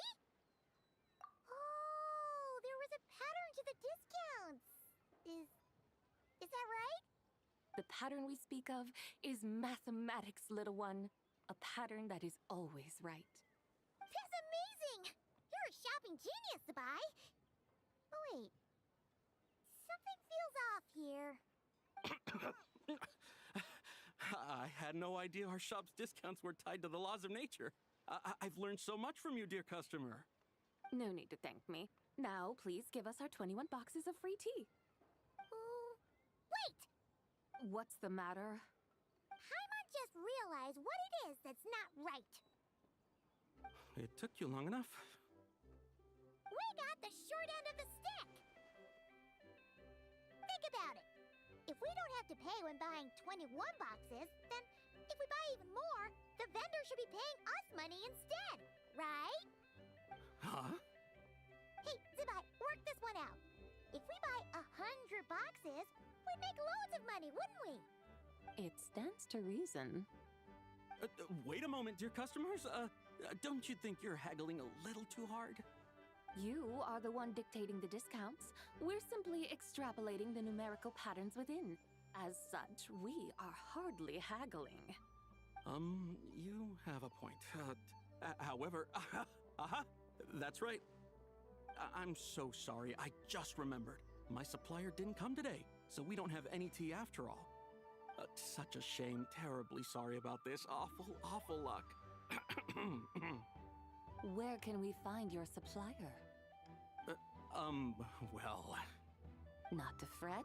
We'll save you the effort and go straight to the source ourselves. Well, you see, dear client, the supplier's discount isn't as generous as ours. You won't be able to get the same price from them. Huh? Does that mean they won't pay us for taking their tea? They might not even offer you a 100% discount. How very unfortunate. Nevertheless, as the original supplier, they must offer some sort of discount. Besides, we're not looking to make money. We just want a good deal. Well, that's great. My suppliers are all tea farmers from Chaoying Village. You can go ask around the village, but please don't say I sent you. Do not worry, we appreciate your generosity. Referring customers to your business partners, even choosing to remain anonymous, the demeanor of a true gentleman indeed. Your business will surely prosper. I hope you're right. Then let us head to Chaoying Village. Do you know the way, my guides? Of course! Just follow us!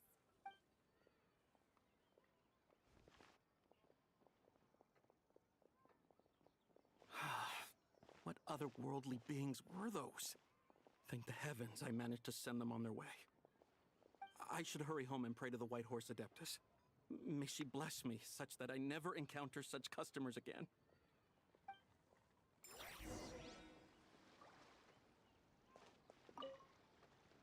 I should hurry home and pray to the White Horse Adeptus. May she bless me such that I never encounter such customers again.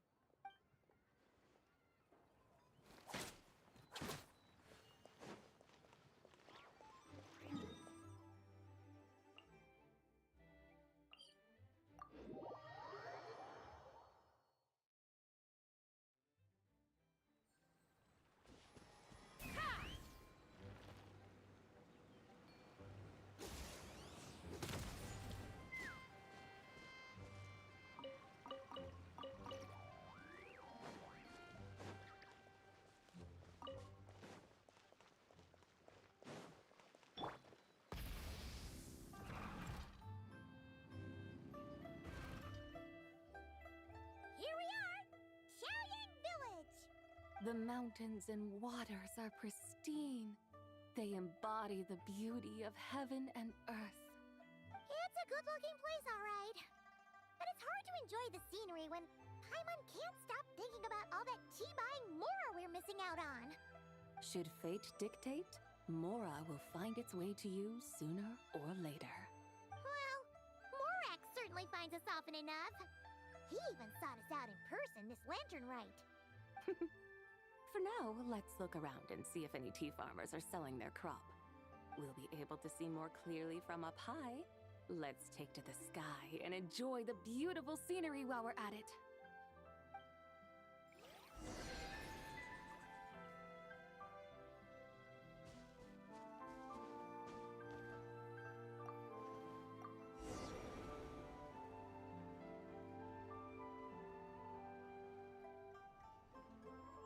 Wow! Chaoying Village looks beautiful from up here. Indeed, the houses here are quite different from those in Liyue Harbor. They follow the natural contours of the mountains, forming unique, elegant structures. Yeah, it's super beautiful. The white walls and dark tiles frame the emerald waves of the terraced fields, while the curved eaves and tall gateways juxtapose each other with grace. It's almost too beautiful to be true. The crowing of roosters and barking of dogs, the calls of farmers working the fields, A vibrant pastoral chorus overflowing with earthly vitality. Yeah, it's incredibly beautiful, huh? Have you studied the linguistic arts by some chance? Huh? Your vocabulary for beauty seems rather constrained. Paima knows how to say pretty as well. I see. Now then, let's take a look around and see if we can find any farmers selling tea.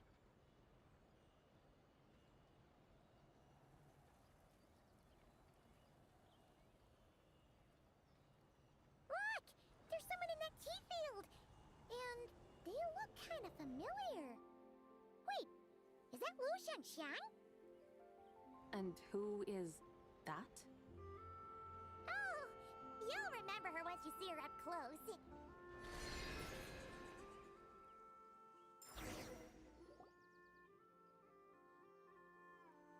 Hey there, Lu Shanxiang! It really is you! Huh? Paimon, Traveler, and the White Horse Adeptus. Fancy seeing you here. The White Horse Adeptus has a name now. You can call her Zabai. And you are... Wait. I remember now, you're... Don't say anything about food poisoning or fish. You're the young lady who wanted to rise above the rest, are you not? Yes, that's me, but I'm in a bit of a state right now. At best, I can say I've fallen below them. Fallen below them? What happened? Like I said the last time we met, I'm being punished according to family rules. My father, mother, grandfather, grandmother, other grandfather, other grandmother. Oh, that's a lot of family members. Yeah, and on the night of Lantern Rite, they held a family meeting to discuss my situation. So, they do care about you. There's no doubt they care. But they think that since I caused all that trouble in Liyue Harbor, it shows I can't be trusted on my own. They decided to ground me. Ground you? Yeah, though they're not confining me to my room. Instead, I have to personally nurture a tea seedling until it grows big enough to be sold at market. Aw, a tiny little tea baby. Do they want you to experience what it's like to be a parent? It's supposed to cultivate my character and temperament. They say this will help me calm down and reflect on my issues. What happened in Liyue Harbor really wasn't your fault. Oh well, at least this punishment doesn't sound too harsh. So, how long will it take for the little tea baby to grow? Actually, I don't know. I've never grown a tea tree before. It usually takes 2 or 3 years. 2 or 3 years? Yes, the tea in this garden requires 2 or 3 years to mature. That long? Zabai, you're not making this up, are you? How do you know so much about growing tea? When the plants thrive and grow, that is the meaning of my name. I can tell at a glance when their season of ripening will come. Do I really have to waste 2 or 3 years here? Why is this happening to me? I'd only just found my direction in life. Yes, during the night of Lantern Rite, I heard many people reciting poems from Long Gone in praise of the moon. In that moment, I suddenly felt a great sense of pride. I mean, I helped excavate cultural artifacts from Long Gone, so I contributed to the revival of these poems too, right? So I decided to stay with the archaeological team. I want to unearth even more history. I see. And are you sure that's what you want to do? If you don't achieve anything significant in the years to come, will you still enjoy it? Yes, because archaeology gives me that boom shakalaka feeling. Wait, did Xiangling teach you that? That's right. I was asking her for advice. She said that if something gives you that boom shakalaka feeling, then it has to be worth pursuing. I immediately thought about how, when I'm excavating in the ruins, I always feel like there's a ghost standing beside me, and not in a spooky way. It feels like my great-great-great-great-great-grandmother patting me on the shoulder and saying, "Keep going. You're about to rediscover some grand ancestral knowledge." Right? It feels like I've made some kind of connection with my ancestors. Isn't that amazing? Since you've made up your mind, you should give it your all. And I'd love to, but I'm still grounded. Run away, summon up a little boom shakalaka, and leave the tea garden behind. Flee this village. That might be going a bit far. You don't want to lead others astray, Zabai. Yeah! Tell them about your great-great-great-great-great-grandmother. She must be the most super-duper ancestor to have ever risen above the rest, right? I'd be better off telling them about the White Horse Adeptus. After all, she's the supreme riser above the rest who saved my great-great-great-great-great-grandmother. Then it's settled. Tell your family that your decision has my blessing. Thank you, Tsubai, but I don't think cosplay is going to work on them. They won't listen. They don't need to listen.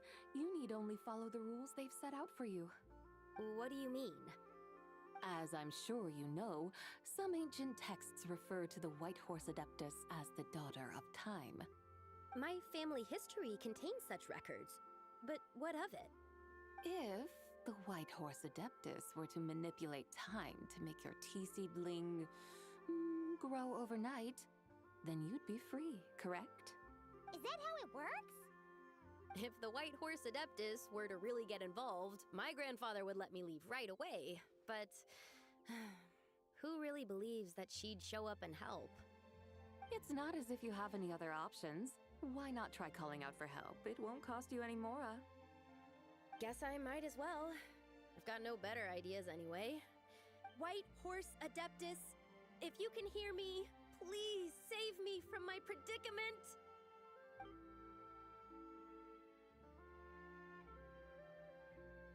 Ugh. Nothing happened, as expected. Perhaps the White Horse Adeptus has already heard your prayer. Why not come back here tomorrow and take a look? By then, the seedling you planted may well have grown into a thriving tea tree. Thank you, Tsubai, for trying to comfort me. I do feel better now, kinda. But can't you really do something like that? Oh, it's getting late. Why don't you all stay at my house tonight? My family may be strict with me, but they're always welcoming to guests. That sounds great! Let's get some sleep and then come back here tomorrow to see if our tea baby has grown.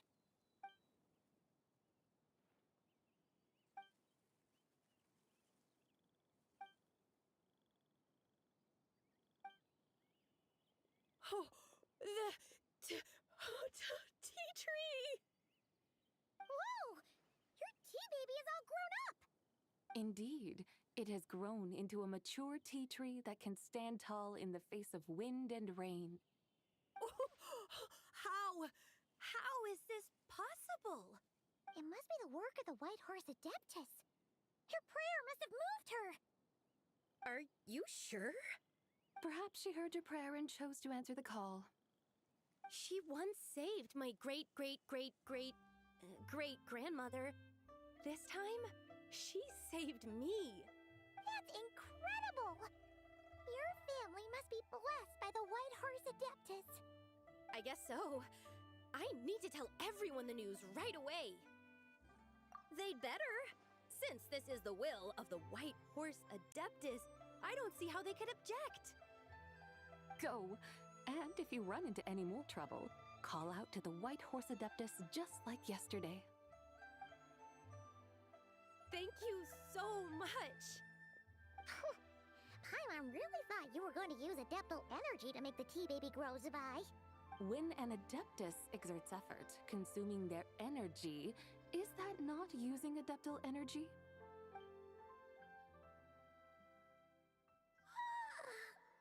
All right. What are we doing out here in the middle of the night? We're here to help Lu Xiangxiang fulfill her wish, of course. Can you really make the tea baby grow? It won't be easy, but there are ways.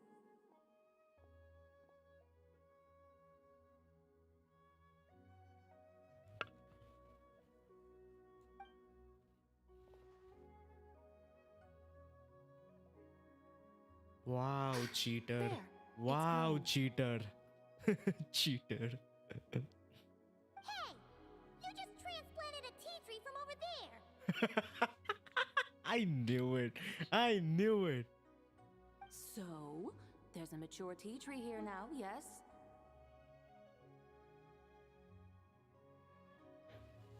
Oh, yeah, but And am I not the White Horse Adeptus? well, yeah.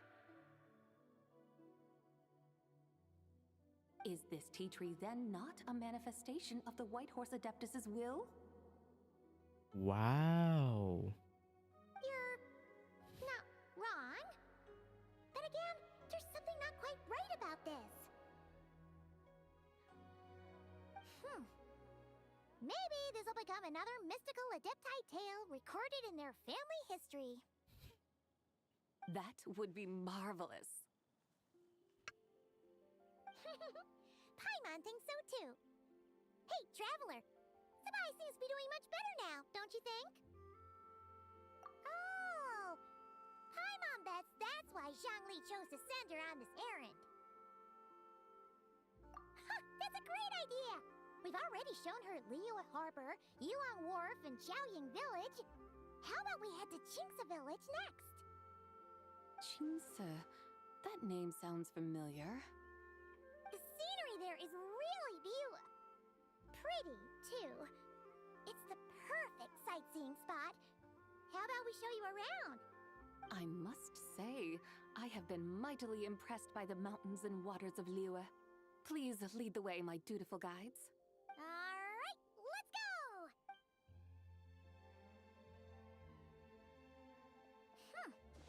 Paimon can't help feeling like we've forgotten something. Pay it no mind. I've already forgotten more than you will ever know. Alright. If we forgot something, it can't have been that important to begin with. Qingce Village, here we come!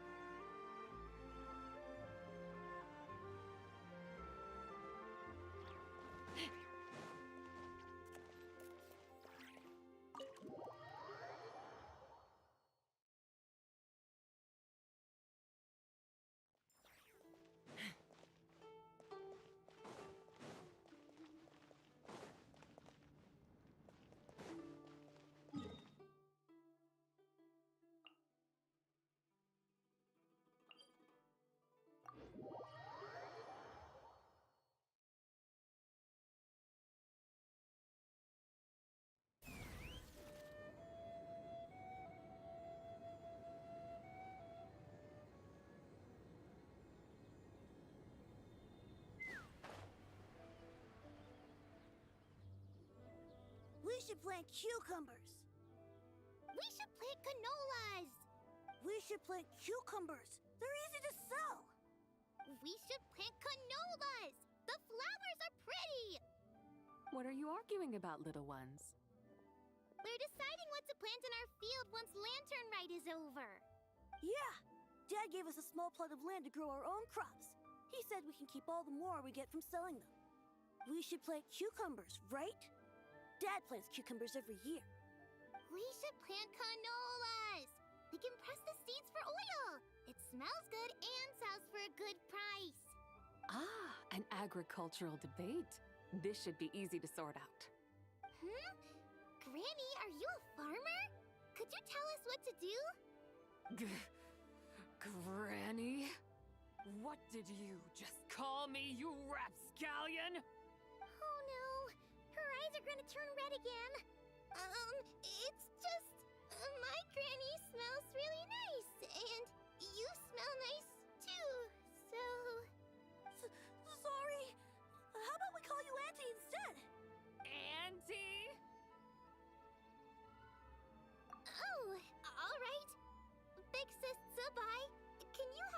decide whether we should grow cucumbers or canolas in our field?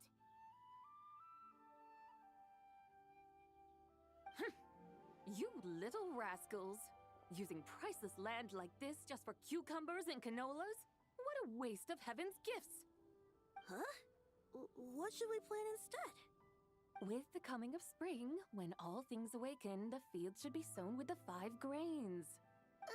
What are those? The 5 grains are life's staples, the heart of the people's table. I notice the people here mostly eat rice, so that is where you should begin. Based on the local climate and soil, seedlings planted in mid to late spring should produce mature grain within 2 or 3 months.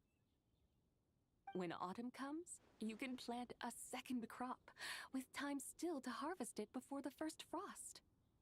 The rice you harvest can be sold at market or kept in your stores. It's a far better choice than cucumbers or canolas. Oh, but Big Sister Zubai, I like canolas. That's no issue.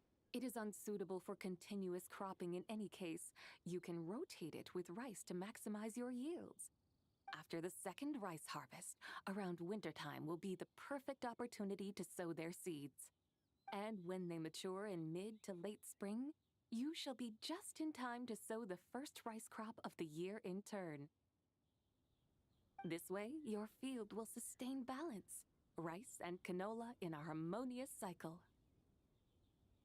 Wow! That means we'll have crops to harvest all year round! Wait a minute! If rice and canola take up the whole year, what about my cucumbers?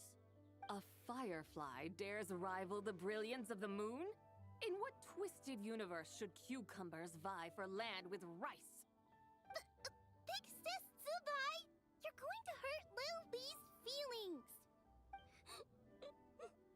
Auntie hates cucumbers! Stop crying this instant! I meant that cucumbers are simple enough to grow. There's no need to devote a whole field to them. Just find an empty corner of your yard, scatter some cucumber seeds in the earth, and before you know it, you'll have a thriving patch of vines. Cucumbers delight in sunlight and moisture, but they suffer in cold weather. If you Yeah, wish to look plant at them this Paimon, early she's in the year, laughing. you should make sure they're protected from frost.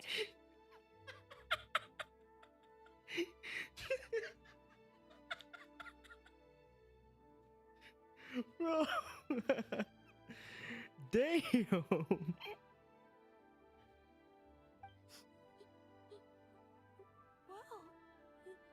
Is it really that simple? Let's hurry home and get started right away! Are you really in that much of a rush? Well, thanks, Big Sis Zubai, who's fierce but really good at farming. We gotta go! Thanks, Big Sis Zubai! See you around! Paimon never imagined you'd know so much about farming.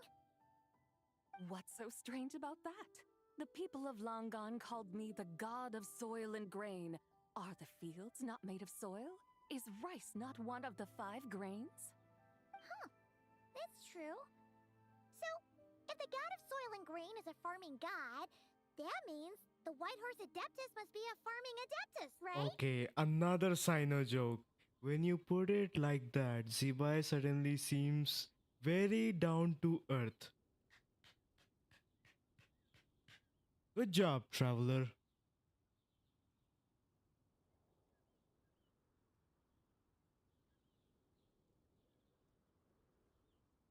Of course, the god of farming is down to earth.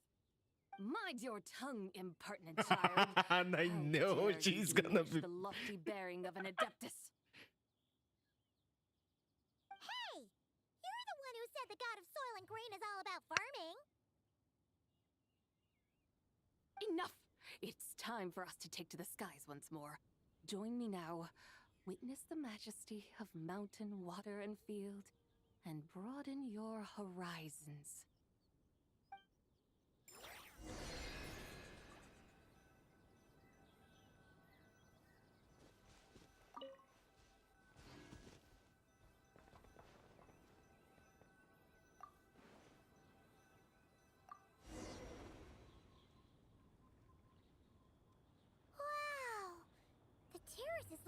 pretty from up here.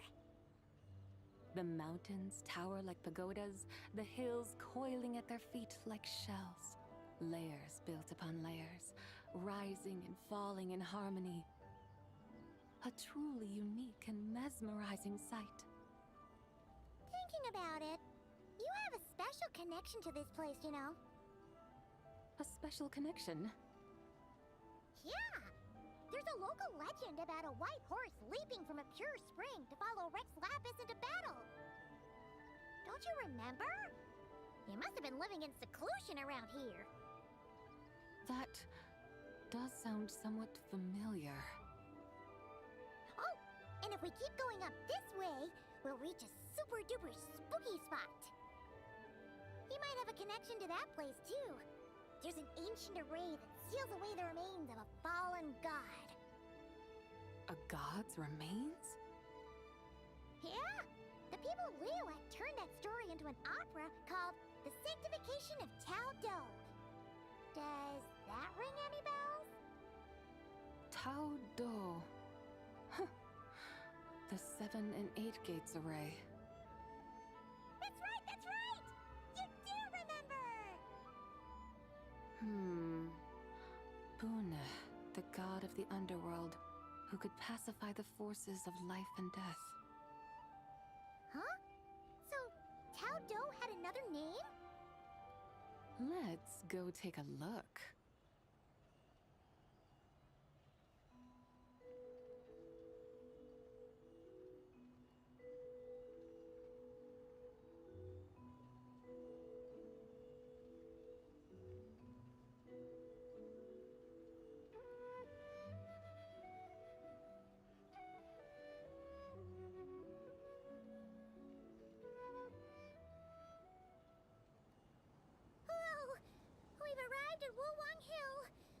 The atmosphere just turned spooky.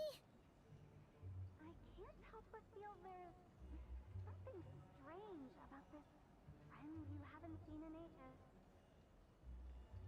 Huh? Paimon thought she heard someone's voice. Let's head down and check it out.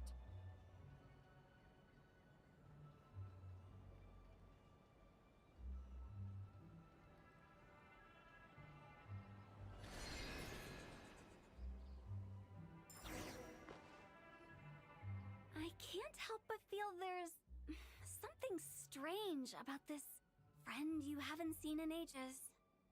Strange? Whatever do you mean? Her strangeness defies description. This Miss Zabai is a full-blown enigma, don't you think? I'm afraid I have no idea what you're talking about. Aren't you worried about sending her all the way to Yilong Wharf on her own to buy tea? What if she gets lost? Where there are people, there are paths. Now I'm the one with no clue what you're saying. She can ask for directions. And then what? She will meet strangers in unfamiliar lands, build friendships, part ways. Hers will be a long journey indeed. The further the journey, the more footprints one leaves behind. The deeper those footprints, the harder it is for time to erase them. Ah, so you want her to make new friends. I see. But from what you say, it sounds as though she's not from Liyue. I believe she was not, but perhaps she will be. You're sounding stranger by the second. Huh. Oh, over there. Oh, look who's here. Hu Tao! Zhongli! What are you doing here? Traveler, Paimon, fancy meeting in a place like this. Oh my, and Miss Zabai too. Sounds like fate to me. We were taking Zabai to buy some tea from Yilong Wharf. Zhongli sent her there, though she didn't even know the way, and... Oh, drat! We forgot the tea! Oh, Paimon knew we were forgetting something. Why didn't you say so earlier then? What's done is done. There's no need to dwell on it. Fresh tea grows with each passing year. Let fate deliver it as it wills. Exactly. You can get tea wherever you go. You're hardly running low now, are you? Paimon feels a lot better now that you've said that.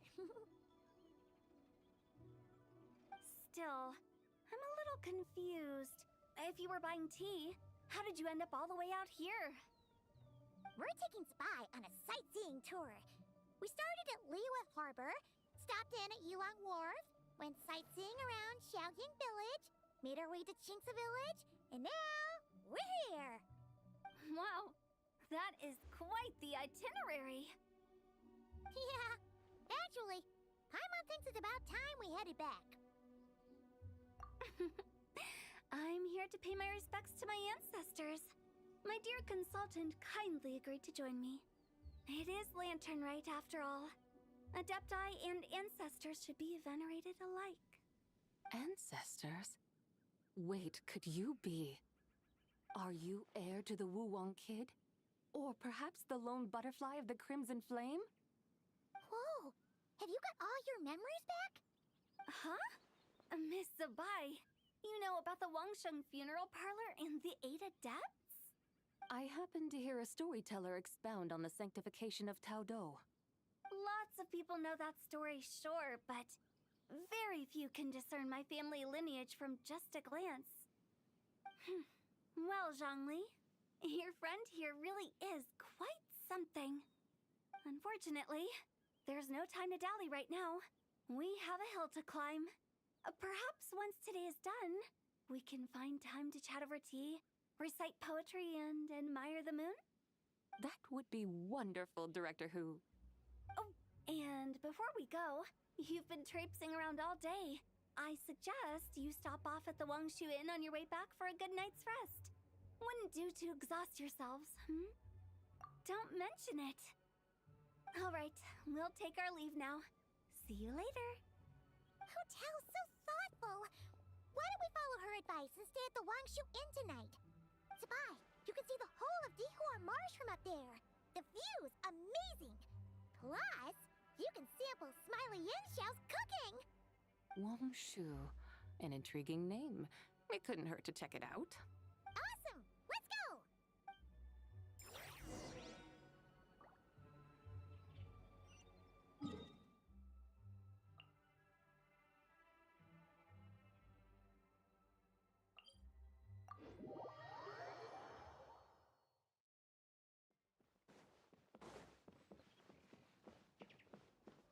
Take me up!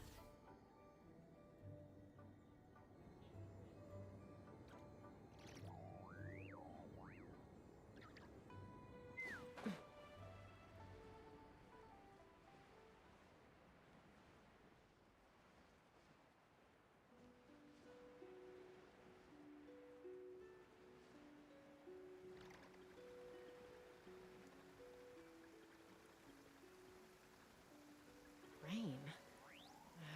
My hair and feathers are gonna get soaked. Time for some preening when I get back. Is that towering structure Wangshu Inn? Sure is. We can take the lift up from over there. Always walking the path long trodden. Does retracing others' footsteps not tire you? Come on, get in. We'll fly to the top.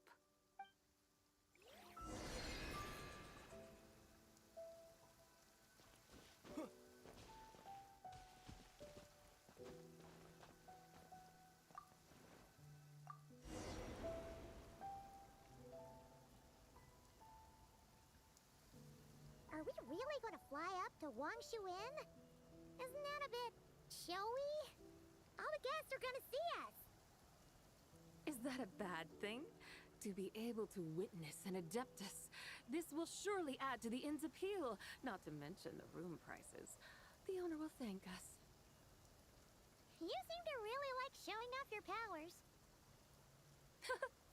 This inn's architecture is incredible, and the surrounding countryside radiates a picturesque charm.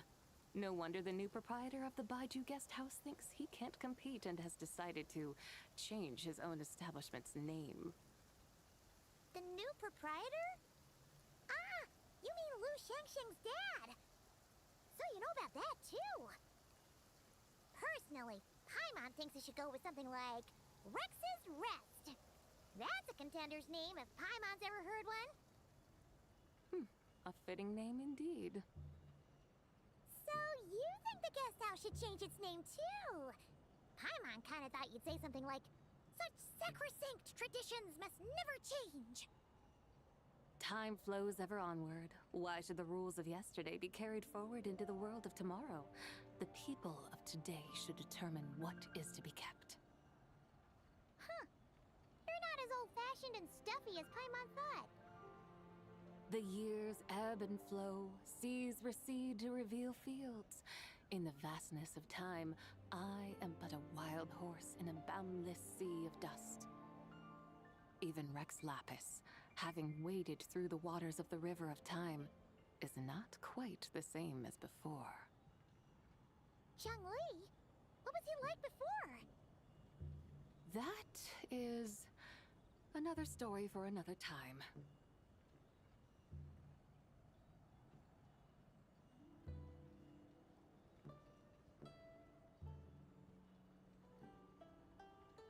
We have arrived.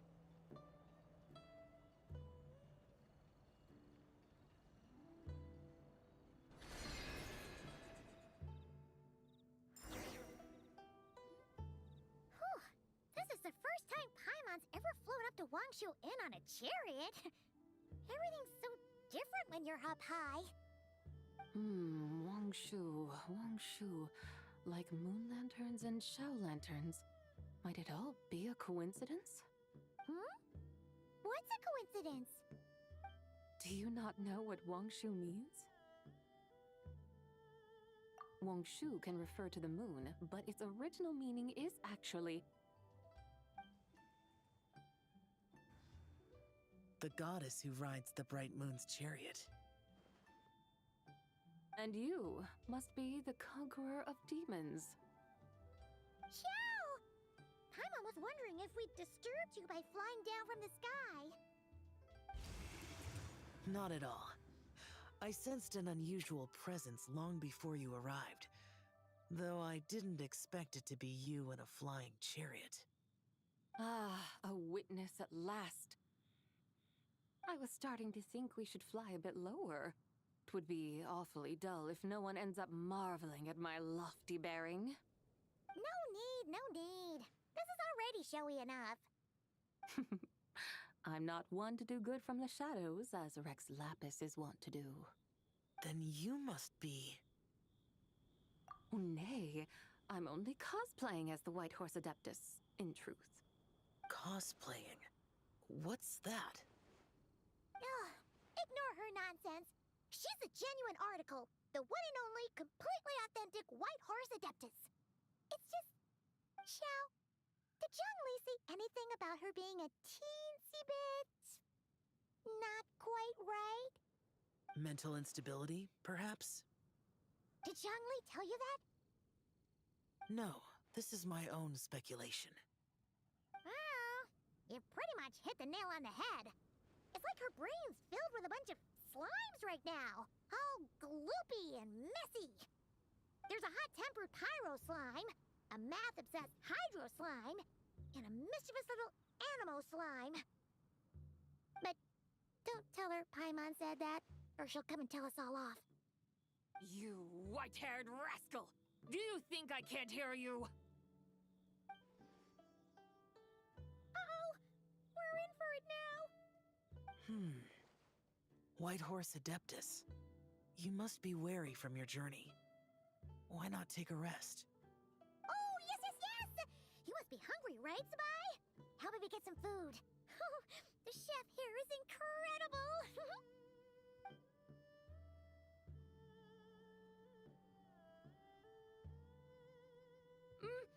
It's so hot! So spicy! Are you okay? Do you want Paimon to get you some water? Don't worry about me. I just need to pace myself.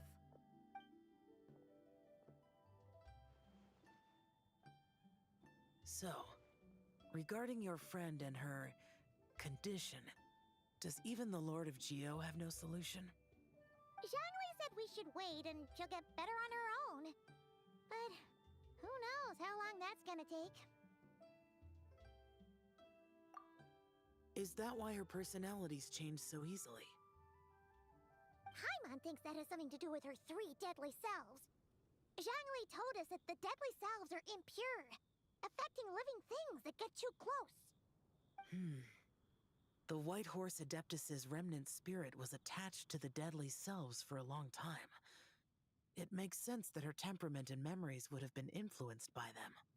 But Paimon still doesn't really understand what the 3 deadly selves actually are.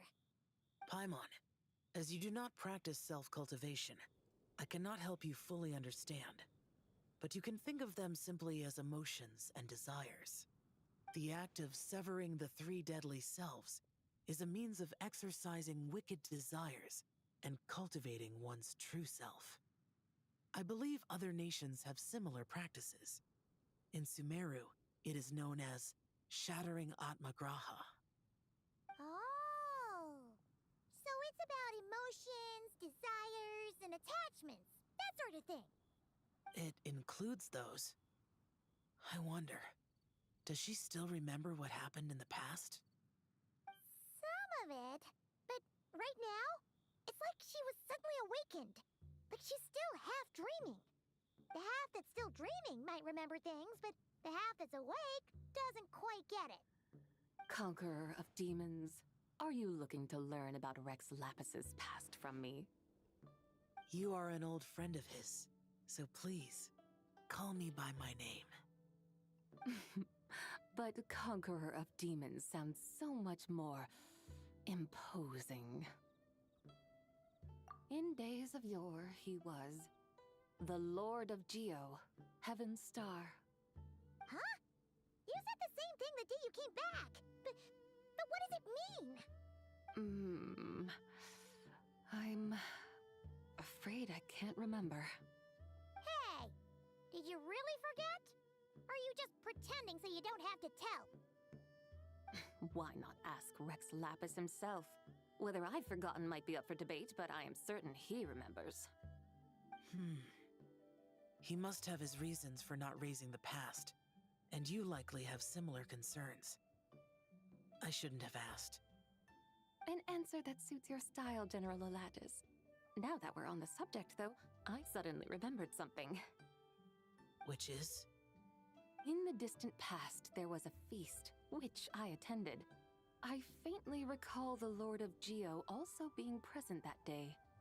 Oh! And then? What happened? Among the dishes served, there was one that could be found in every household throughout Langan at the start of spring. A dish called Flavor of Spring. I suddenly remembered the recipe for this dish. Is that it? Yes! Since it's Lantern Rite here in Liyue, why don't I make some for you to try? That sounds good. Wow! It might not have been the story Paimon was hoping for, but this looks delicious! The spring breeze stirs. Now is the perfect time to savor this dish. My dutiful guides have gone to great trouble to show me around Liyue, and even the Conqueror of Demons has graced us with his presence. I feel deeply honored.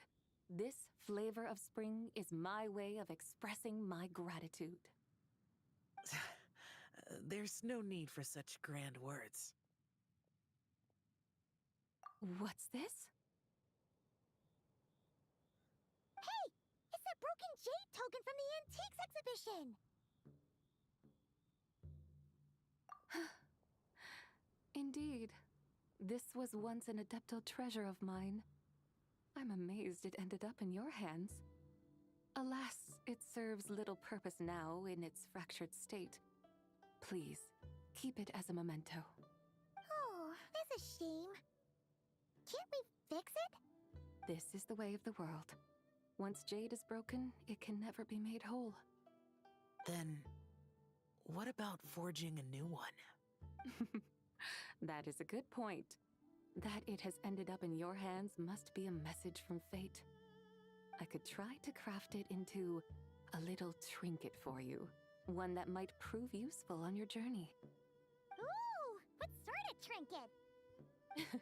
It's just a passing thought, one that will require the right opportunity.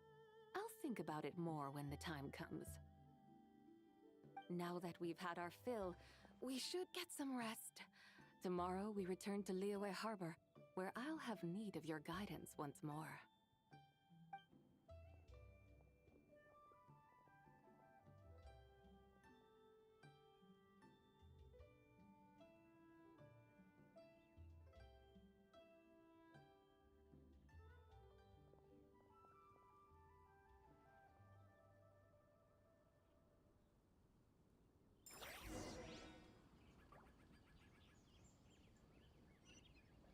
Howdy. Please, head straight on in.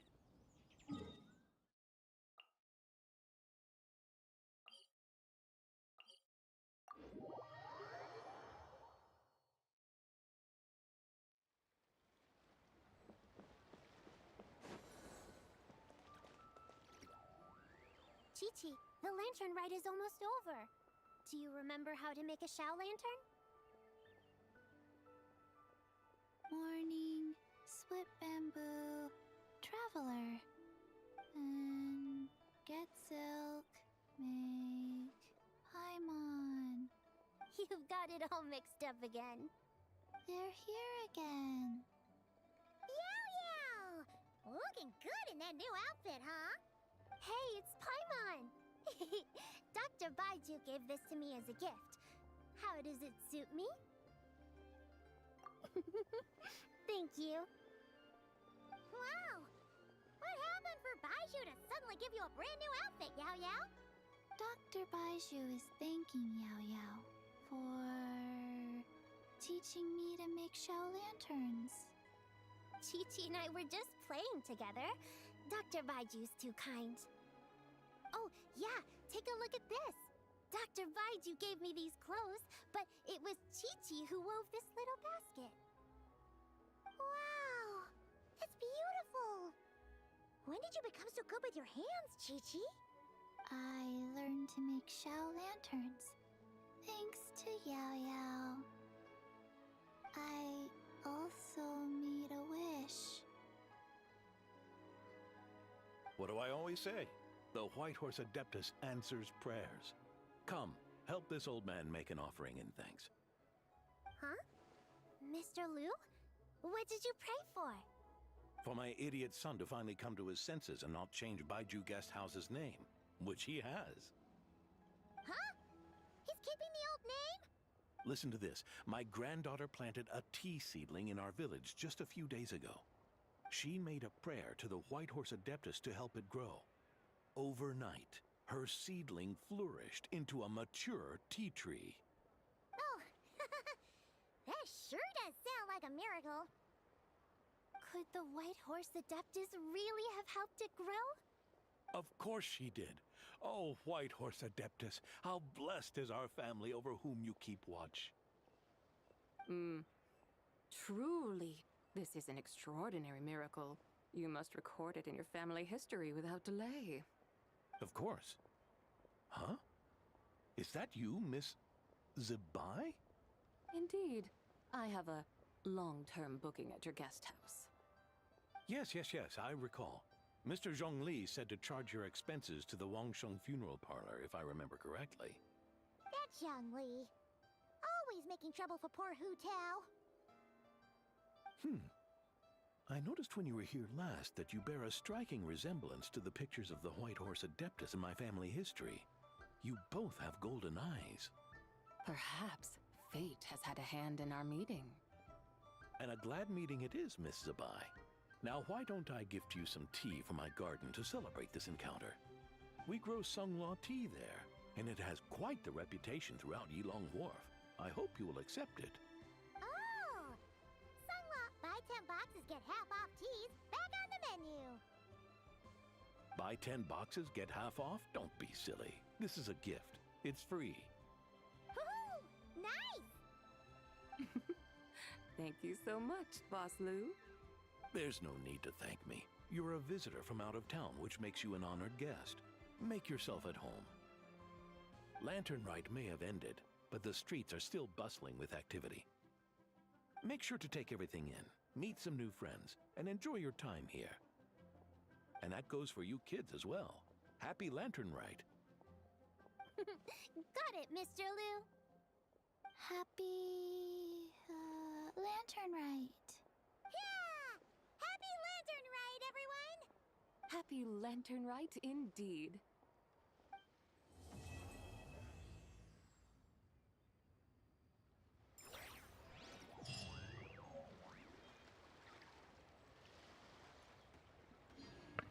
Oh, finally it's over. Good quest. Very good quest.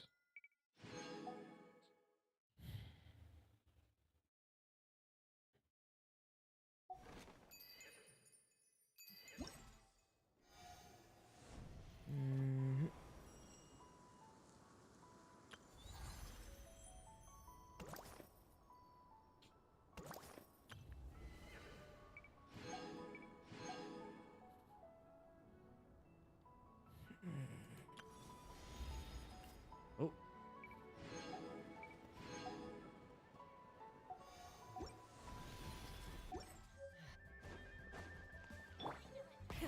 Rev the engines!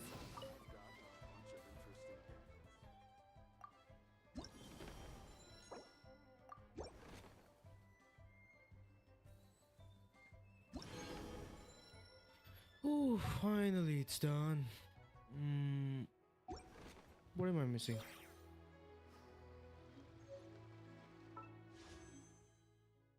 Yep.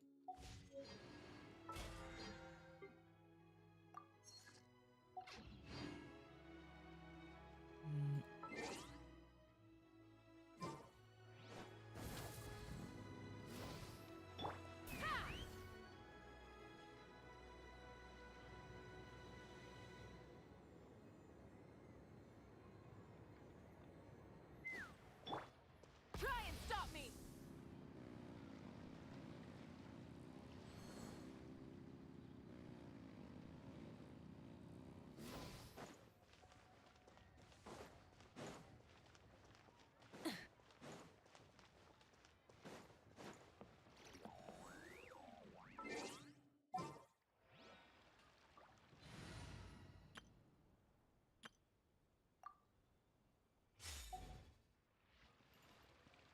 Ad Astra. Thank you for complete.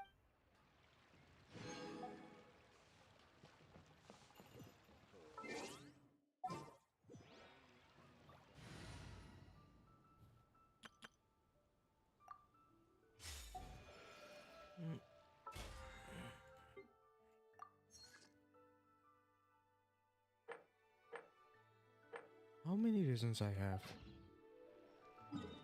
Oh, not too much.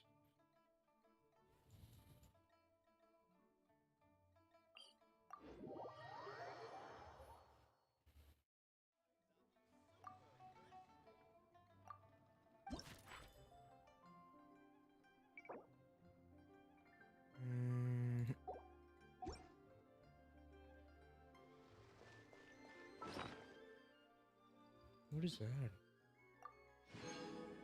Oh.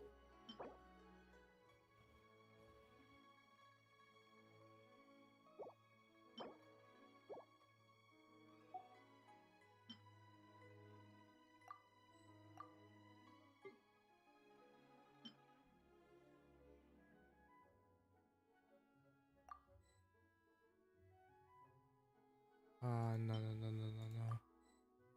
Change to this one and wait a second.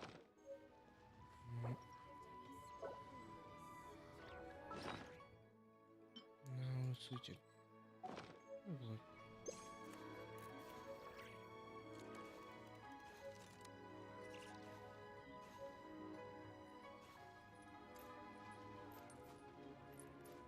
Oh.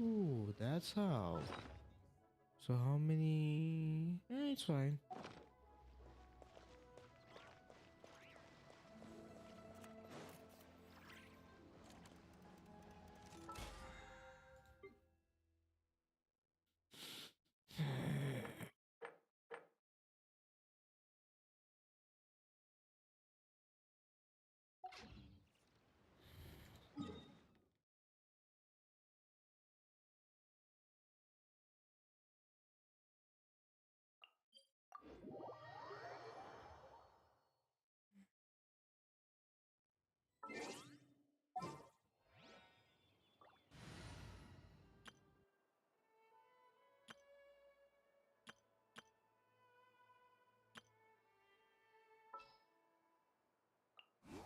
I'm never late.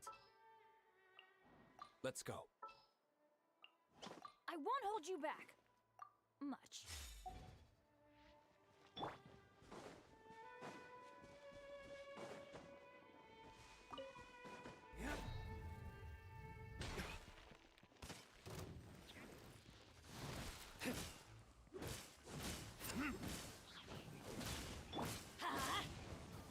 Everybody stand back! Yeah! Scatter! Skyward! Time for retribution! Ha! Ha!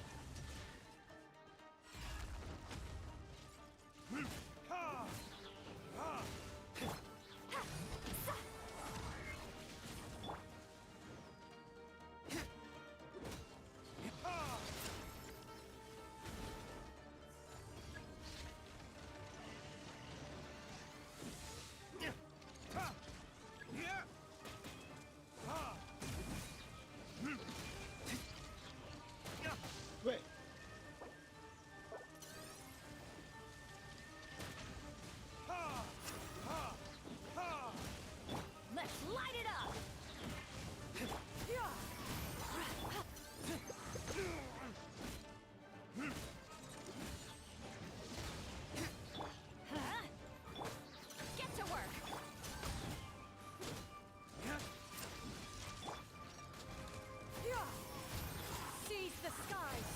I'm going in. Fulfill our pact. Seek Laline, eat Papa. Time for retribution! Ha!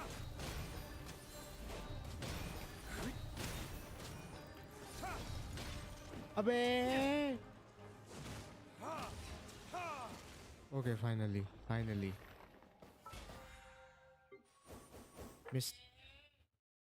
Mistake किया but finally.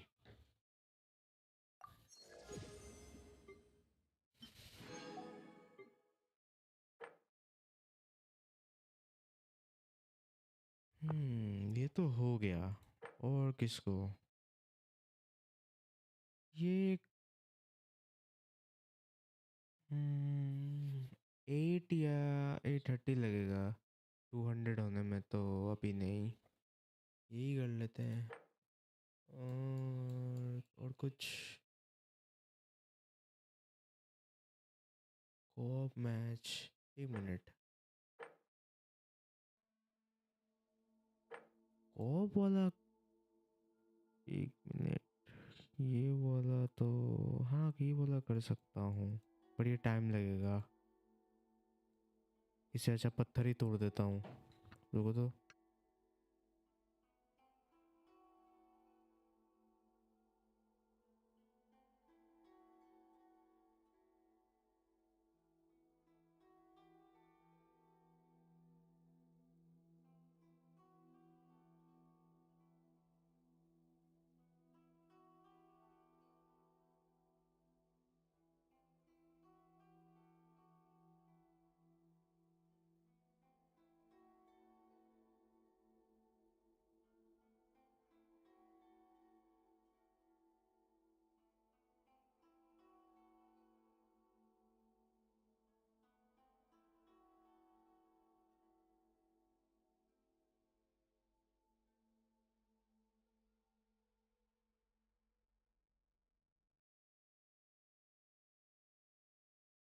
एक काम करता हूँ, पत्थर ही तोड़ देता हूँ.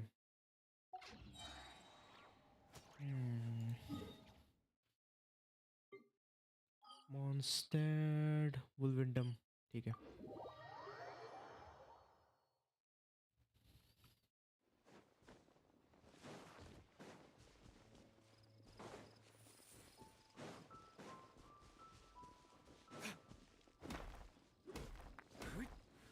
ये स्लो हो रहा है, रुको.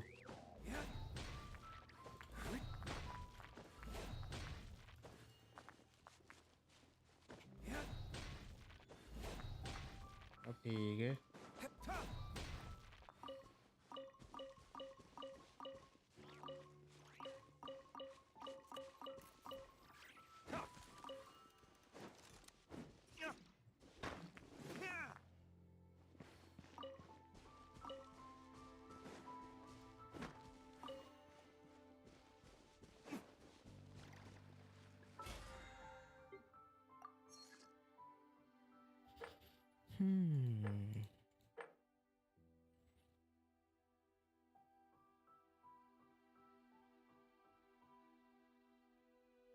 ये करने के लिए ये है कि ऑनलाइन देखता हूँ तो.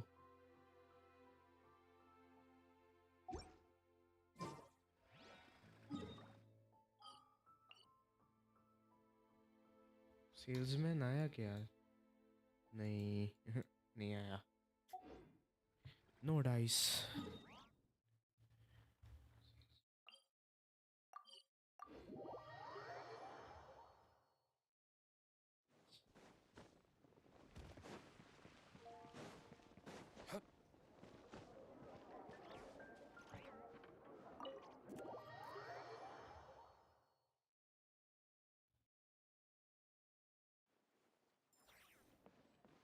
Oh, Xingju.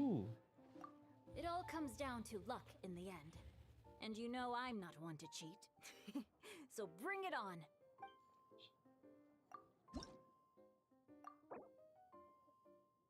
अबे रुको.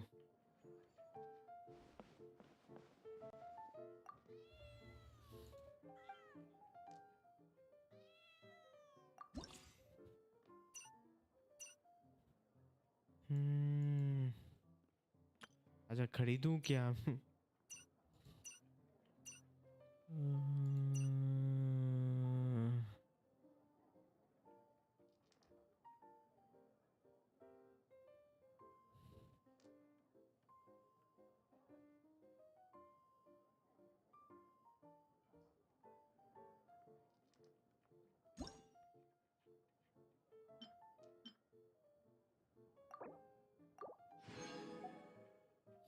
भाई वॉलेट कम करने के लिए क्या क्या नहीं करना पड़ता?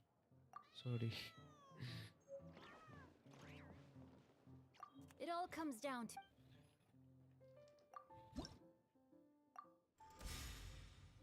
अबे साला। अच्छा या एक मिनट, कौन था? शिंगचू, चोंगयुंग और शैंगलिंग थी ना? Freeze, melt, vaporise. भाई सही है इनका, इनका सही है। Let's go.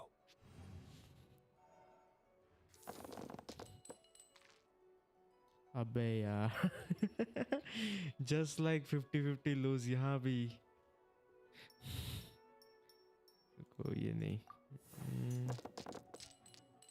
भाई एक पर। अच्छा किसको बलिदान दूं? ठीक है इसको दे देता हूं। ओके ठीक है चलेगा ये।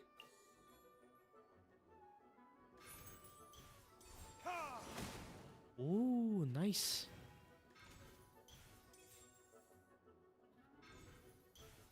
No, my sword. मेरे पास और कुछ है ही नहीं, कुछ है ही नहीं। और कुछ है ही नहीं।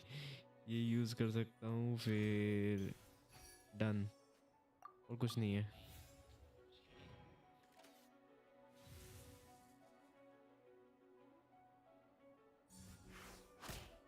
अबे साले।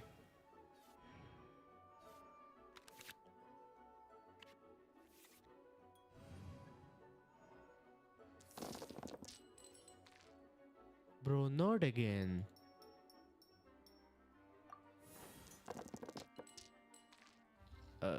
फूटी किस्मत भाई, फूटी किस्मत। एक काम करता हूँ इसको,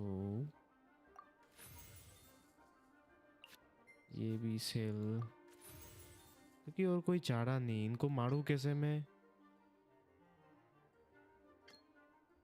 अच्छा ये कर सकता।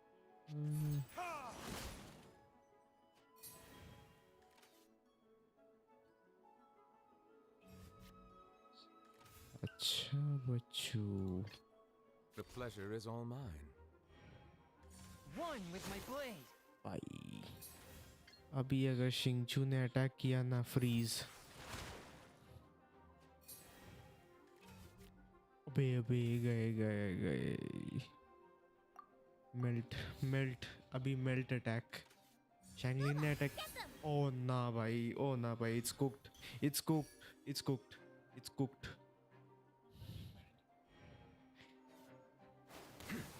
टोल्ड यू भाई, मेल्ट अटैक।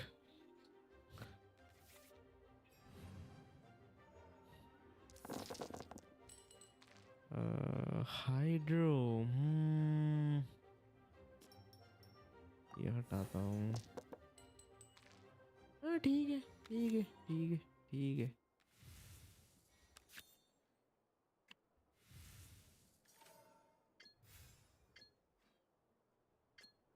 अबे यार इससे तो घंटा कुछ नहीं होगा।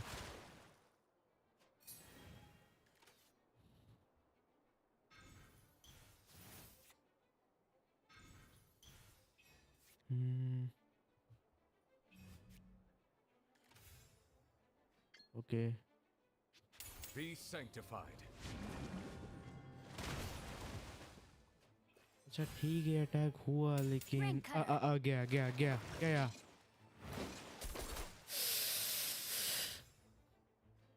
बच गया बच गया बच गया बच गया।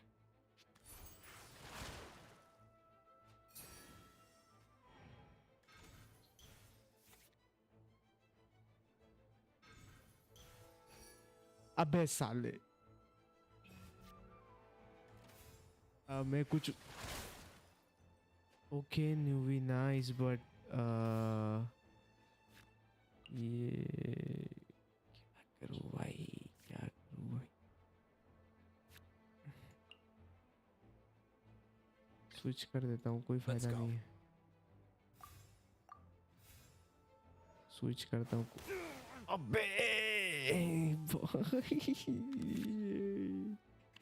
गया भाई गया this is cooked bro this is cooked भाई this is cooked oh My plane. told you There this is can be cooked no excuse for delay. Shogun please carry me Shine down.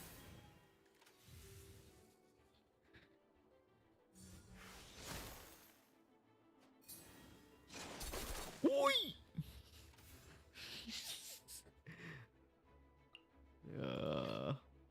The pleasure is all mine. Ay.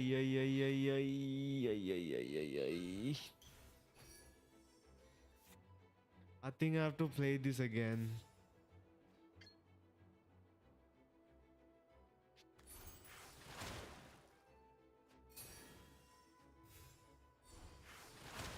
Oh. Okay, that was something. I have nothing to do. Let's go. Ooh. Bro, that was so close. That was so close.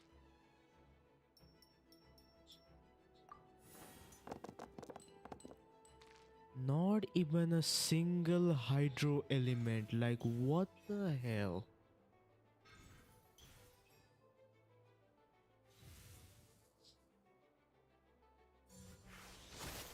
Ah! Bro, dead for real. The campaign begins. How will I suppose? Damn! So what am I supposed to do? Play victim?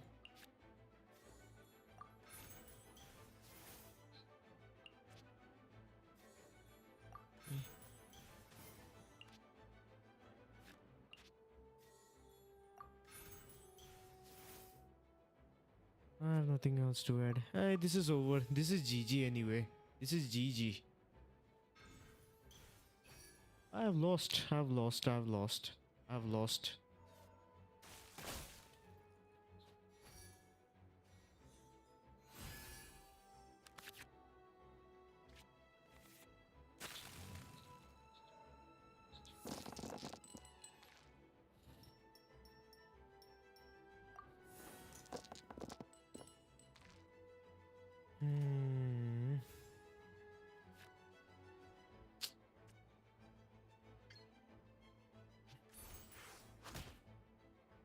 After all that training. Bro, please don't attack me, please. For the love of God. Okay. Inazuma shines eternal. But I have nothing. Frying pan into the fire.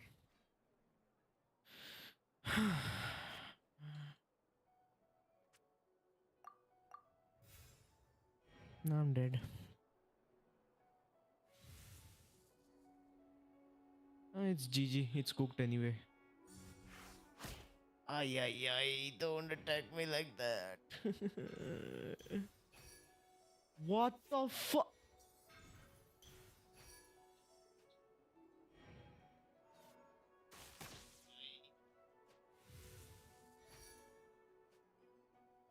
Okay, I survived, but this... Bro, how am I supposed to defeat Xingqiu? How am I supposed to defeat Xingqiu?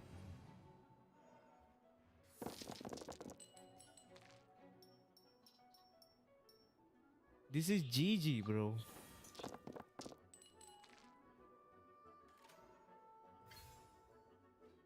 I mean, I can do that and... Yeah.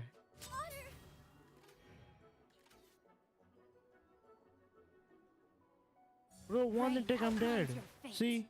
Detached from the world. Bro.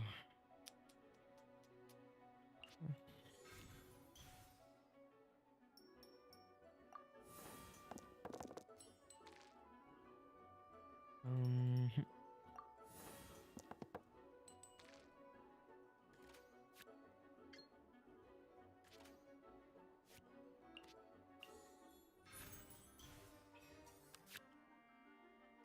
oh, thank God.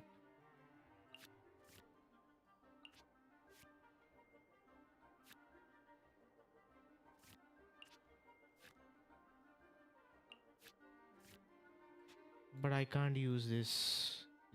It's over. It's over. No.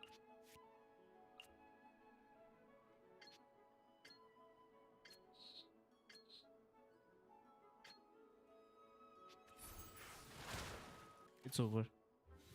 One attack, I'm dead. Yeah, I'm dead. A silence fills the air. Let's try again. Let's try again. Let's try again.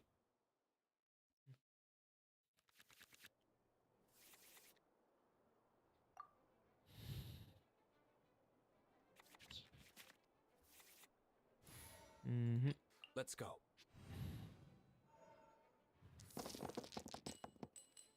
What the fuck? I have to switch. No, I think I have to switch. GG's. Thank you for permitting, no, inviting me to join you.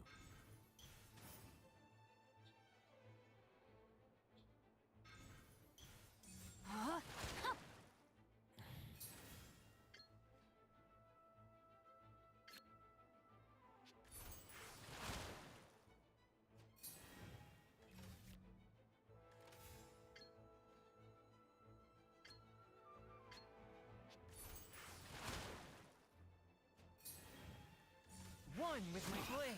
Ay, freeze. Freeze. GG freeze. Let's finish this swiftly. I have nobody. I have nobody. And he's gonna attack. Yep.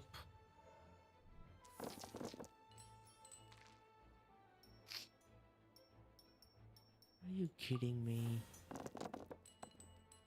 Bro.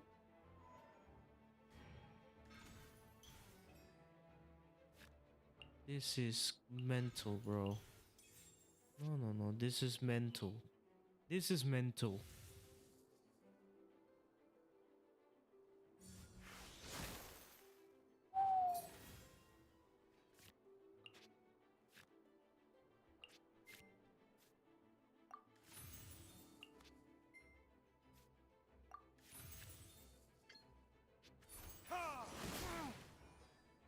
Okay, I did something, but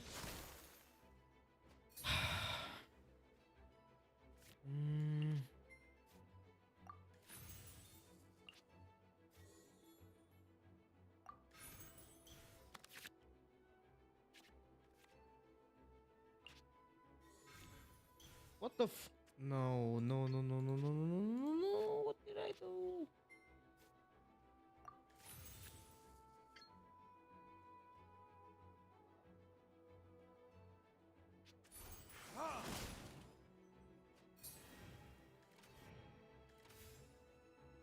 I have nothing, so this will do the job.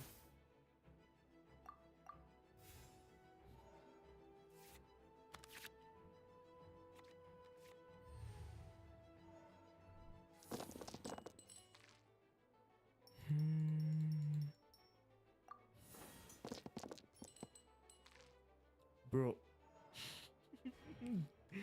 Bro, they're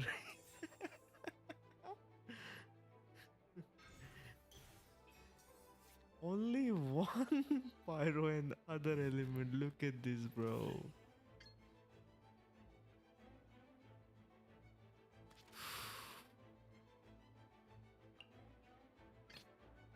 The campaign begins. Shine down! Out of the frying pan, into the fire! I don't have the. Wait a second.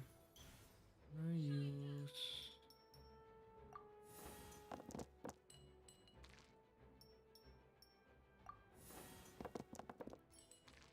Oh, I can use that.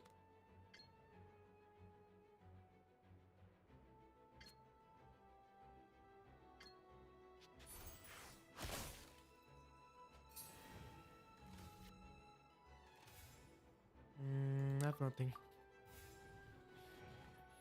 No, my sword! Bro. Cheated.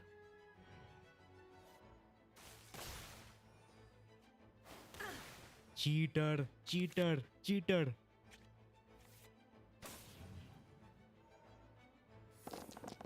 This guy.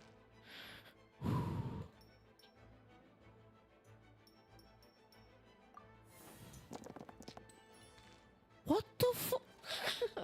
This is. What the hell should I even do? There Inazuma is. shines eternal!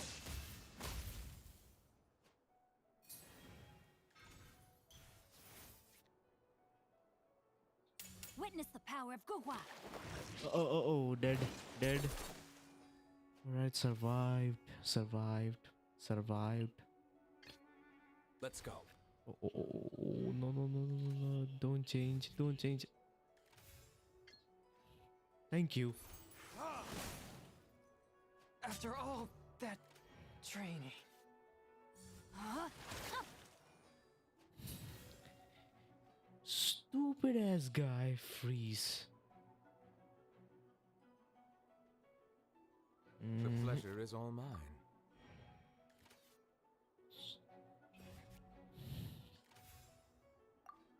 I have nothing, so I have to give up this round.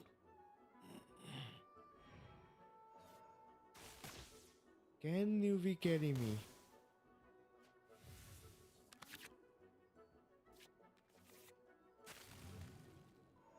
Okay, I can attack. What the? When I need that, you don't give me. And when I don't need that, you're giving me. What the hell is this, bro?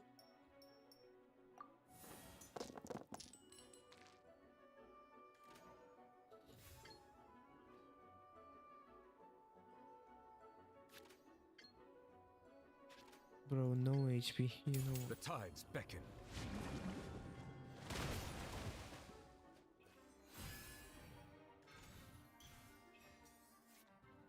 Out of the frying pan, into the fire! Let's finish this swiftly. Ay.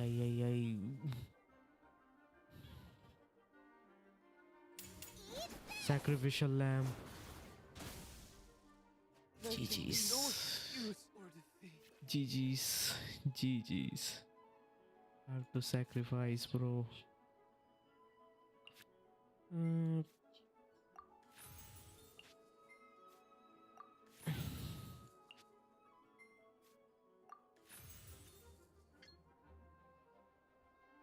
Okay, that's something. Okay, this is something. Bro, what the? I'm about to crash out, bro. I'm about to crash out.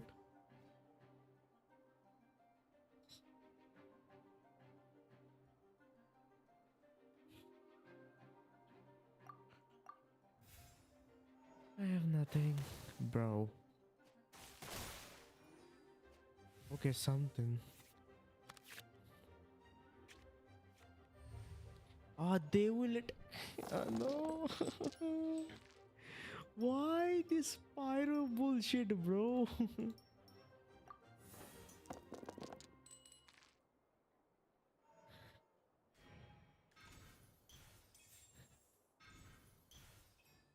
Oh, don't attack. Please don't attack. Please don't attack.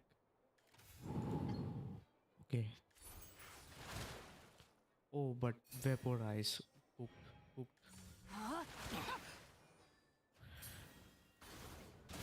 Yikes. When the tide comes in, I shall return. Yeah, this is GG. I think I can't win this. I can't win this. I have nothing. I lost. I lost. I lost this round anyway. Bro. Ah, it's fine. It's fine. It's fine. I tried. I tried. I tried. Don't be too disappointed. Yeah, oh, fine.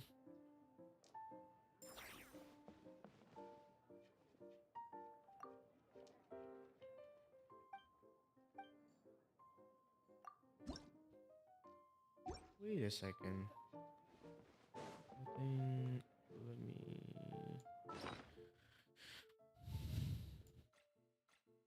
Where is the deck, by the way? Oh.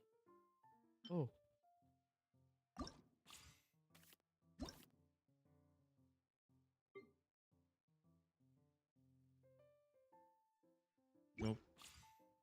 I think I have to buy it.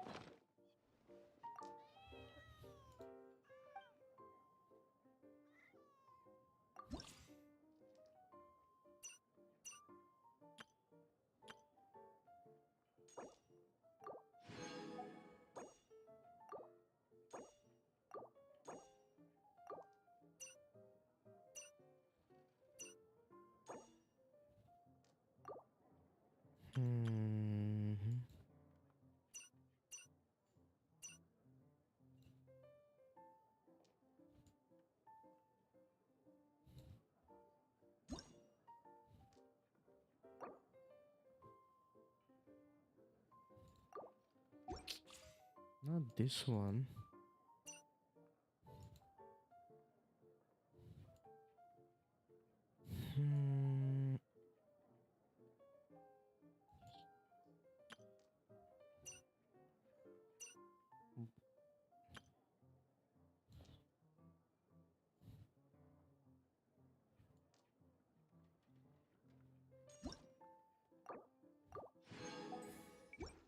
Okay.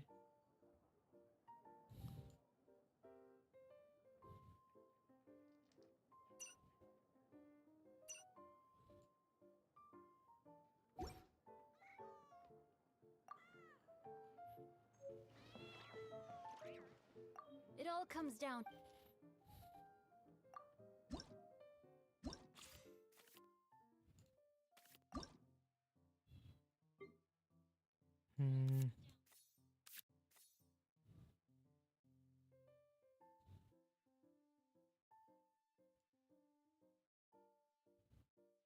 Okay.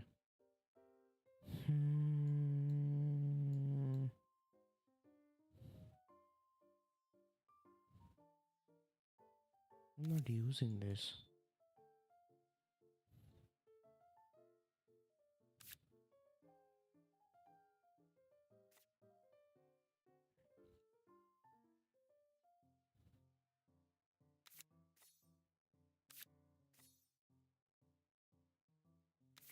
No need of this.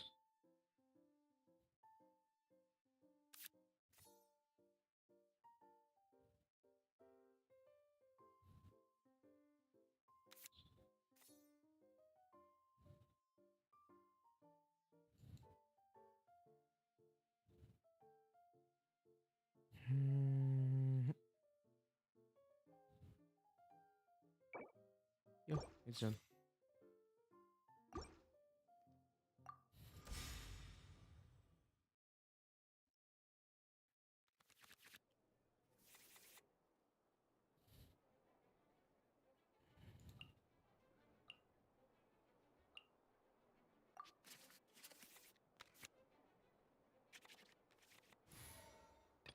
Let's go.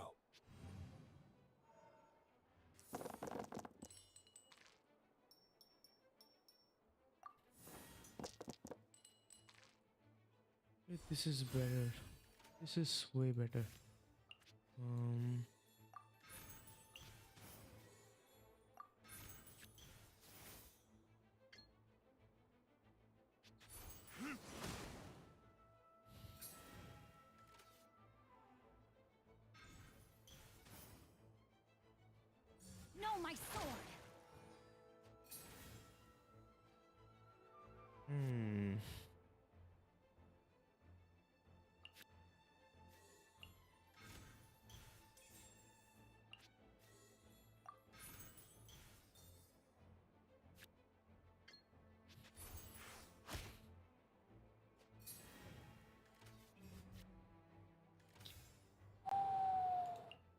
buddy.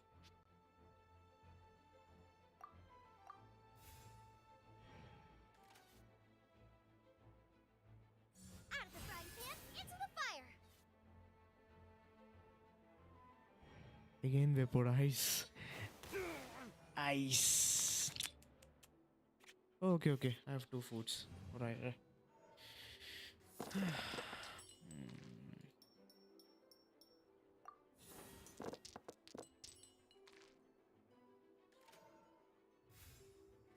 Mm-hmm.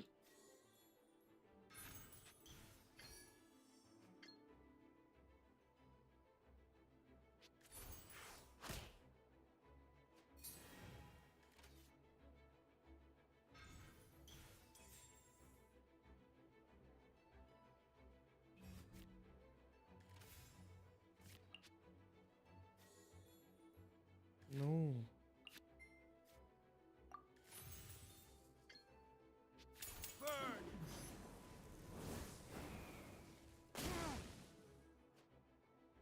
Let's go. A touch of frost. Alright. Thank you for I'm changing it. No, inviting me to join you.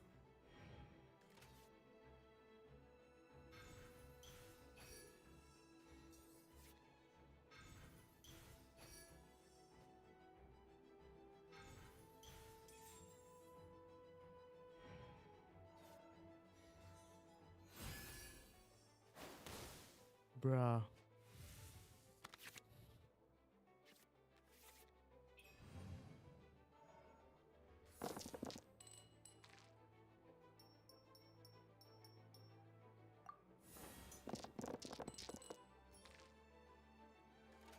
Hmm.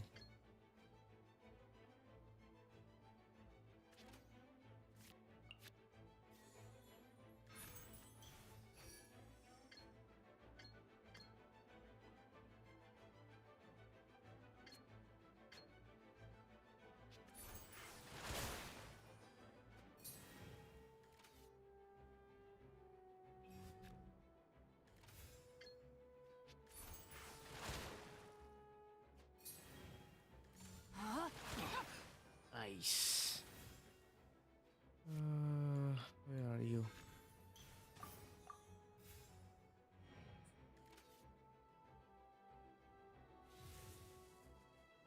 Yeah, why did I should have gave to Raiden Shogun. I should have gave to Raiden Shogun, but anyway.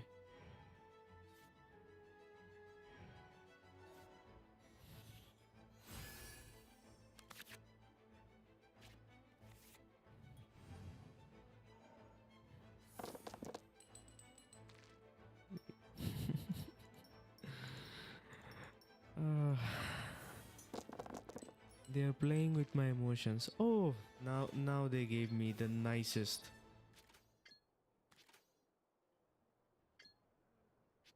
Let the mighty be humbled.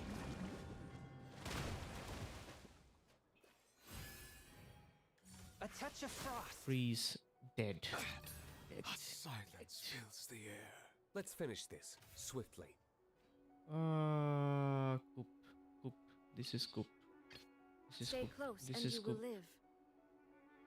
Wait a second. Where is this? Illusion shattered. Okay, nice.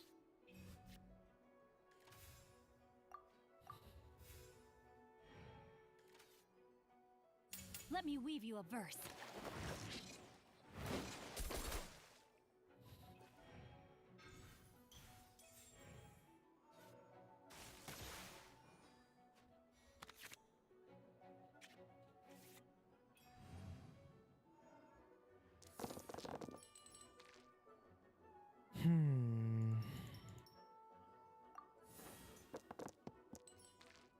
Oh, finally something good. Finally.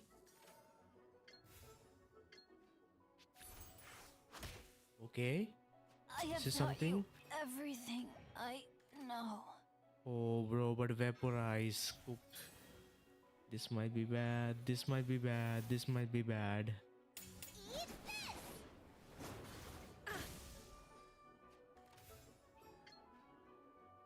Oh. Now you shall perish.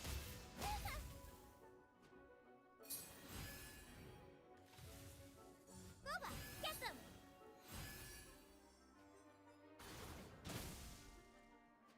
What the hell, bro?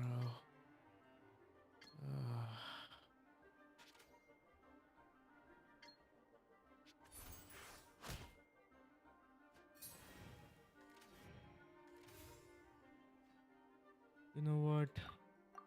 Yeah, I have to sacrifice, I think. Yep. Detached from the world. Dinner's gonna burn. Oh. But ay, ay, ay. Oh boy, this won't end well.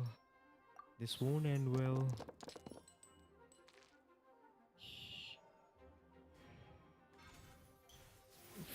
Freeze, freeze, freeze, ice. Okay, okay, okay, okay. Bro, I was so close. I was so close. I was so close, brother. I was so close.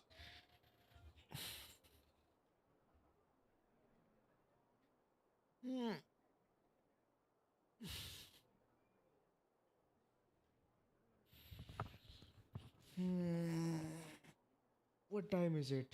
4:50. It's. Let me end the stream. Let me end the stream.